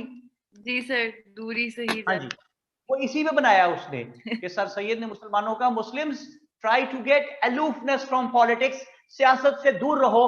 तो मेरे जुमले को हमेशा याद रखना कि whosoever stays away from the politics, whether he was a person or whether it is an institution, it really becomes the apple of the eye of the government, क्योंकि जो पॉलिटिक्स में नहीं वो गवर्नमेंट का कंपेटिटर नहीं, तो जो government का कंपेटिटर नहीं वो गवर्नमेंट को अच्छा लगता है।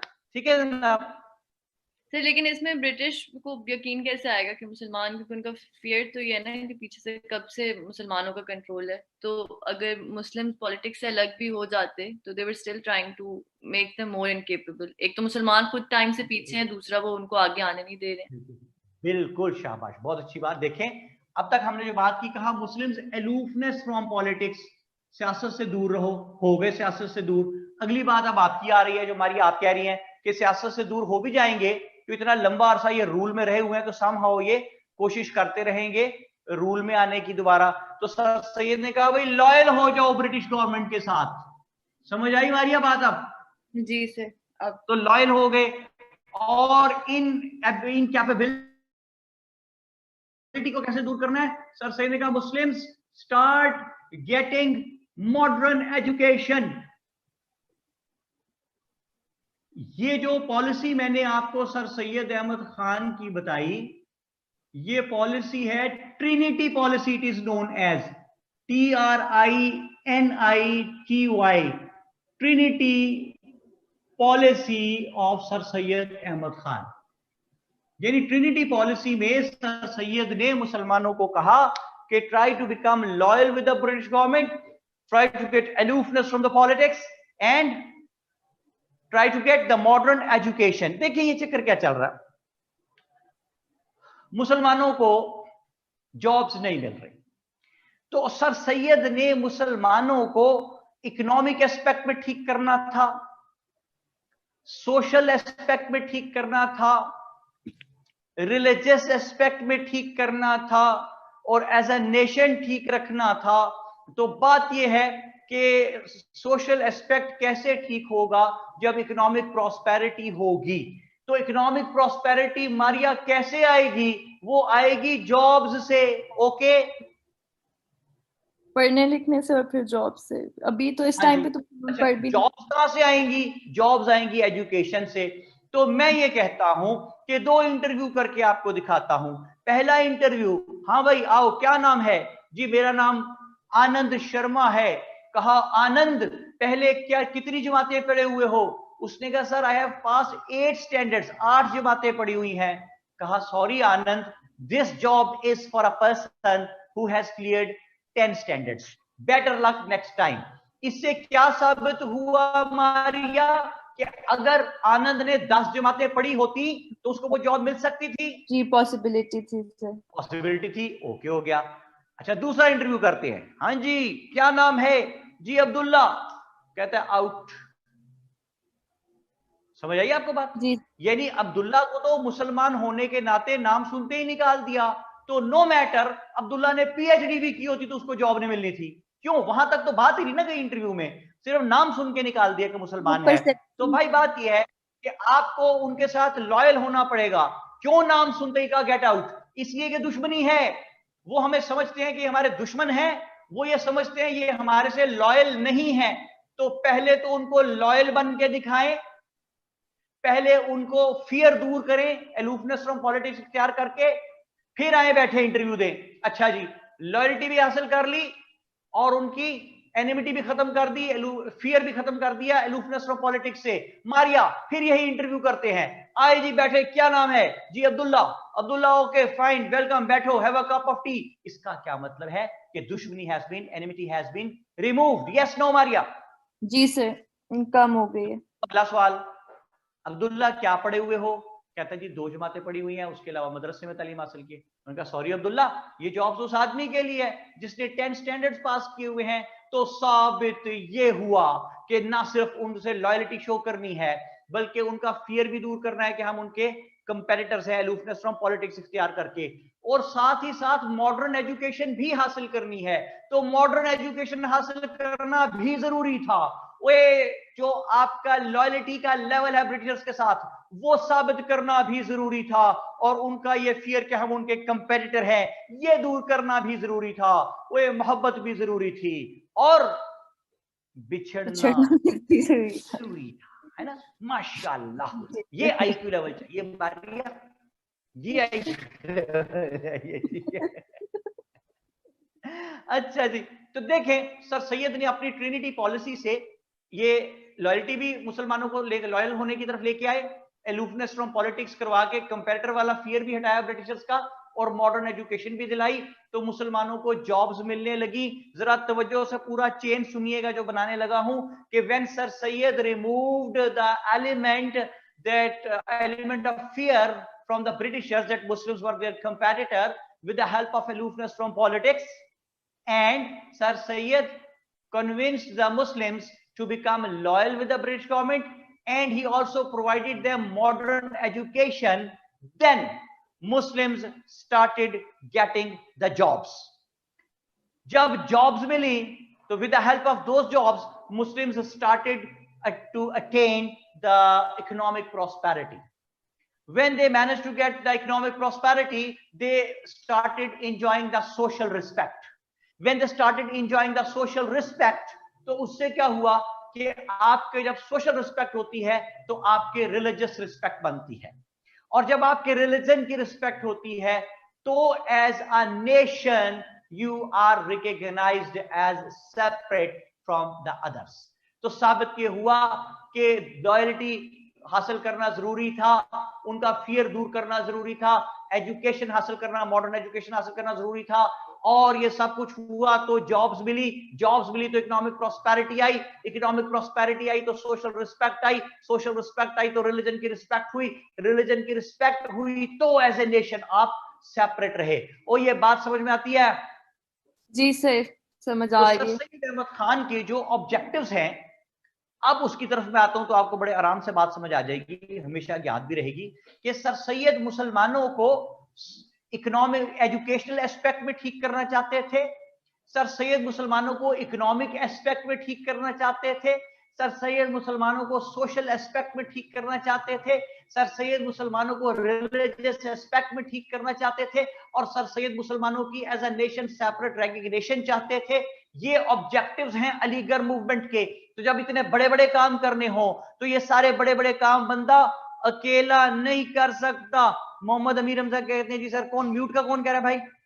मारिया रेशम कह रही है सर मैं, मारिया म्यूट हो गई है जी, वो कहते हैं अनम्यूट नहीं हो रहा, admin will have to do that. Maria Resham को जी अनम्यूट करें। सर हो गया? गया। Very good. तो मेरी बात, मारिया चेन टूटा तो नहीं बात का? नहीं सर, अच्छा इकोनॉमिक जी, जब इतने बड़े बड़े काम करने हो तो वो बंदा अकेला नहीं कर सकता, इसलिए हम देखते हैं कि सर सैयद अहमद खान के साथ अल्ताफ हुसैन हाली हैं, शिबली नोमानी हैं, मोहसिनुल मलिक हैं, वकारुल मलिक हैं, अली बिल ग्रामी हैं, मौलवी चिराग अली साहब हैं, डिप्टी नजीर अहमद हैं, ये सब लोग शामिल हैं। और सर सैयद ने 1859 में मुरादाबाद में स्कूल बनाया, 1863 में गाजीपुर में स्कूल बनाया, एक ब्रिटिश एक वो क्या है वो scientific society, British scientific society बनाई। ये क्या काम करते? Very important. जो भी what ever new innovations and inventions were taking place in England, उसको ये उर्दू में ट्रांसलेट करके छापते थे ब्रिटिश साइंटिफिक सोसाइटी के नाम से, जिससे कि यहाँ के लोगों में भी अवेयरनेस जो है वो आती रहे। इकरा ज़ैनब कहती हैं सर ये नेम्स याद रखने हैं। जी बिल्कुल, आपको खुद ही याद रह जाएंगे, नोट्स में लिखे में पढ़ लें। 7 नेम टोटल, वैसे तो बेशुमार थे, ये 7 मेन लोग हैं जिन्होंने सर सैयद का साथ दिया था। पढ़ लें, अच्छी बात है, आपको नाम पता होने चाहिए। तो इतने कारनामों के बावजूद सर सैयद अहमद खान के बारे में कुछ लोग कहते हैं कि सर सैयद तुम तो काफरों के एजेंट हो, सर सैयद तुम तो ब्रिटिशर्स के एजेंट हो। जुमला सुने, sir Syed you implement the agenda of the Britishers. ये जो बातें ये लोग जो कह रहे थे, had they been some ordinary people तो their arguments would have been ignored very easily.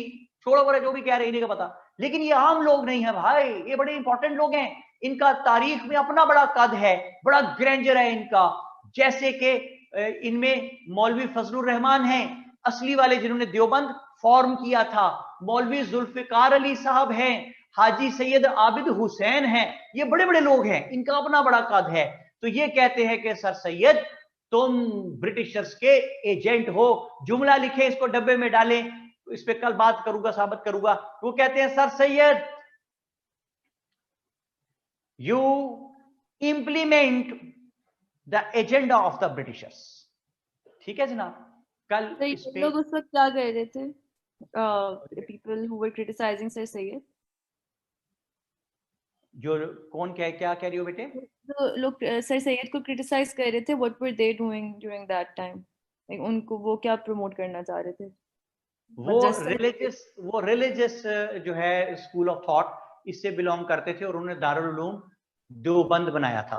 तो उन पे बाद में बात करेंगे, अभी तो ये बात हो रही कि वो सर सैयद को क्रिटिसाइज करते, इसलिए वो कहते थे कि sir Syed you are having materialistic approach, आप हमारे बच्चों को मजहब से दूर ले जा रहे हैं, तफसीर से, कुरान से, फिका से, हदीस से दूर ले जा रहे हैं, इस्लामिक नॉर्म्स जो है बेसिक्स उनसे दूर ले जा रहे हैं, इस्लाम की जो नोबल डीड्स हैं उनसे दूर ले जा रहे हैं। वो ये कहते थे सर सैयद को। ठीक है, मेनली वो कहते हैं कि sir Syed you implement the agenda of the britisher, इसको बॉक्स में डाल दें जी, कल इस पे बात करेंगे।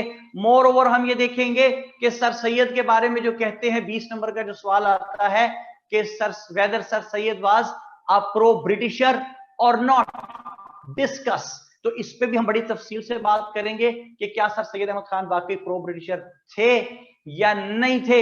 इस सब कुछ हम देखेंगे कब मारिया, अगले धारावाहिक में, ठीक है जनाब। जी सर। सो जेंटलमैन, मारिया मैंने क्या कहना है ये रिपीट कर सकती हो? सर हम देखेंगे कि सर सैयद प्रो ब्रिटिश थे या नहीं थे। ये नहीं, आगे। So gentleman, whatsoever we have tried to discuss today, repeat it, complete it and concrete it, and never let it know to anybody else how simple it is. आगे क्या है? सर हमने याद करना नहीं है, याद रखना है। सब कुछ क्या है बेकार है, बस you people are precious, कितने, we're very very precious, so try to take good care of yourselves and try to become what the best possible sons or daughters of your parents। इसके अलावा ना दुनिया में ना आखिरत में कामयाबी का और कोई रास्ता नहीं है।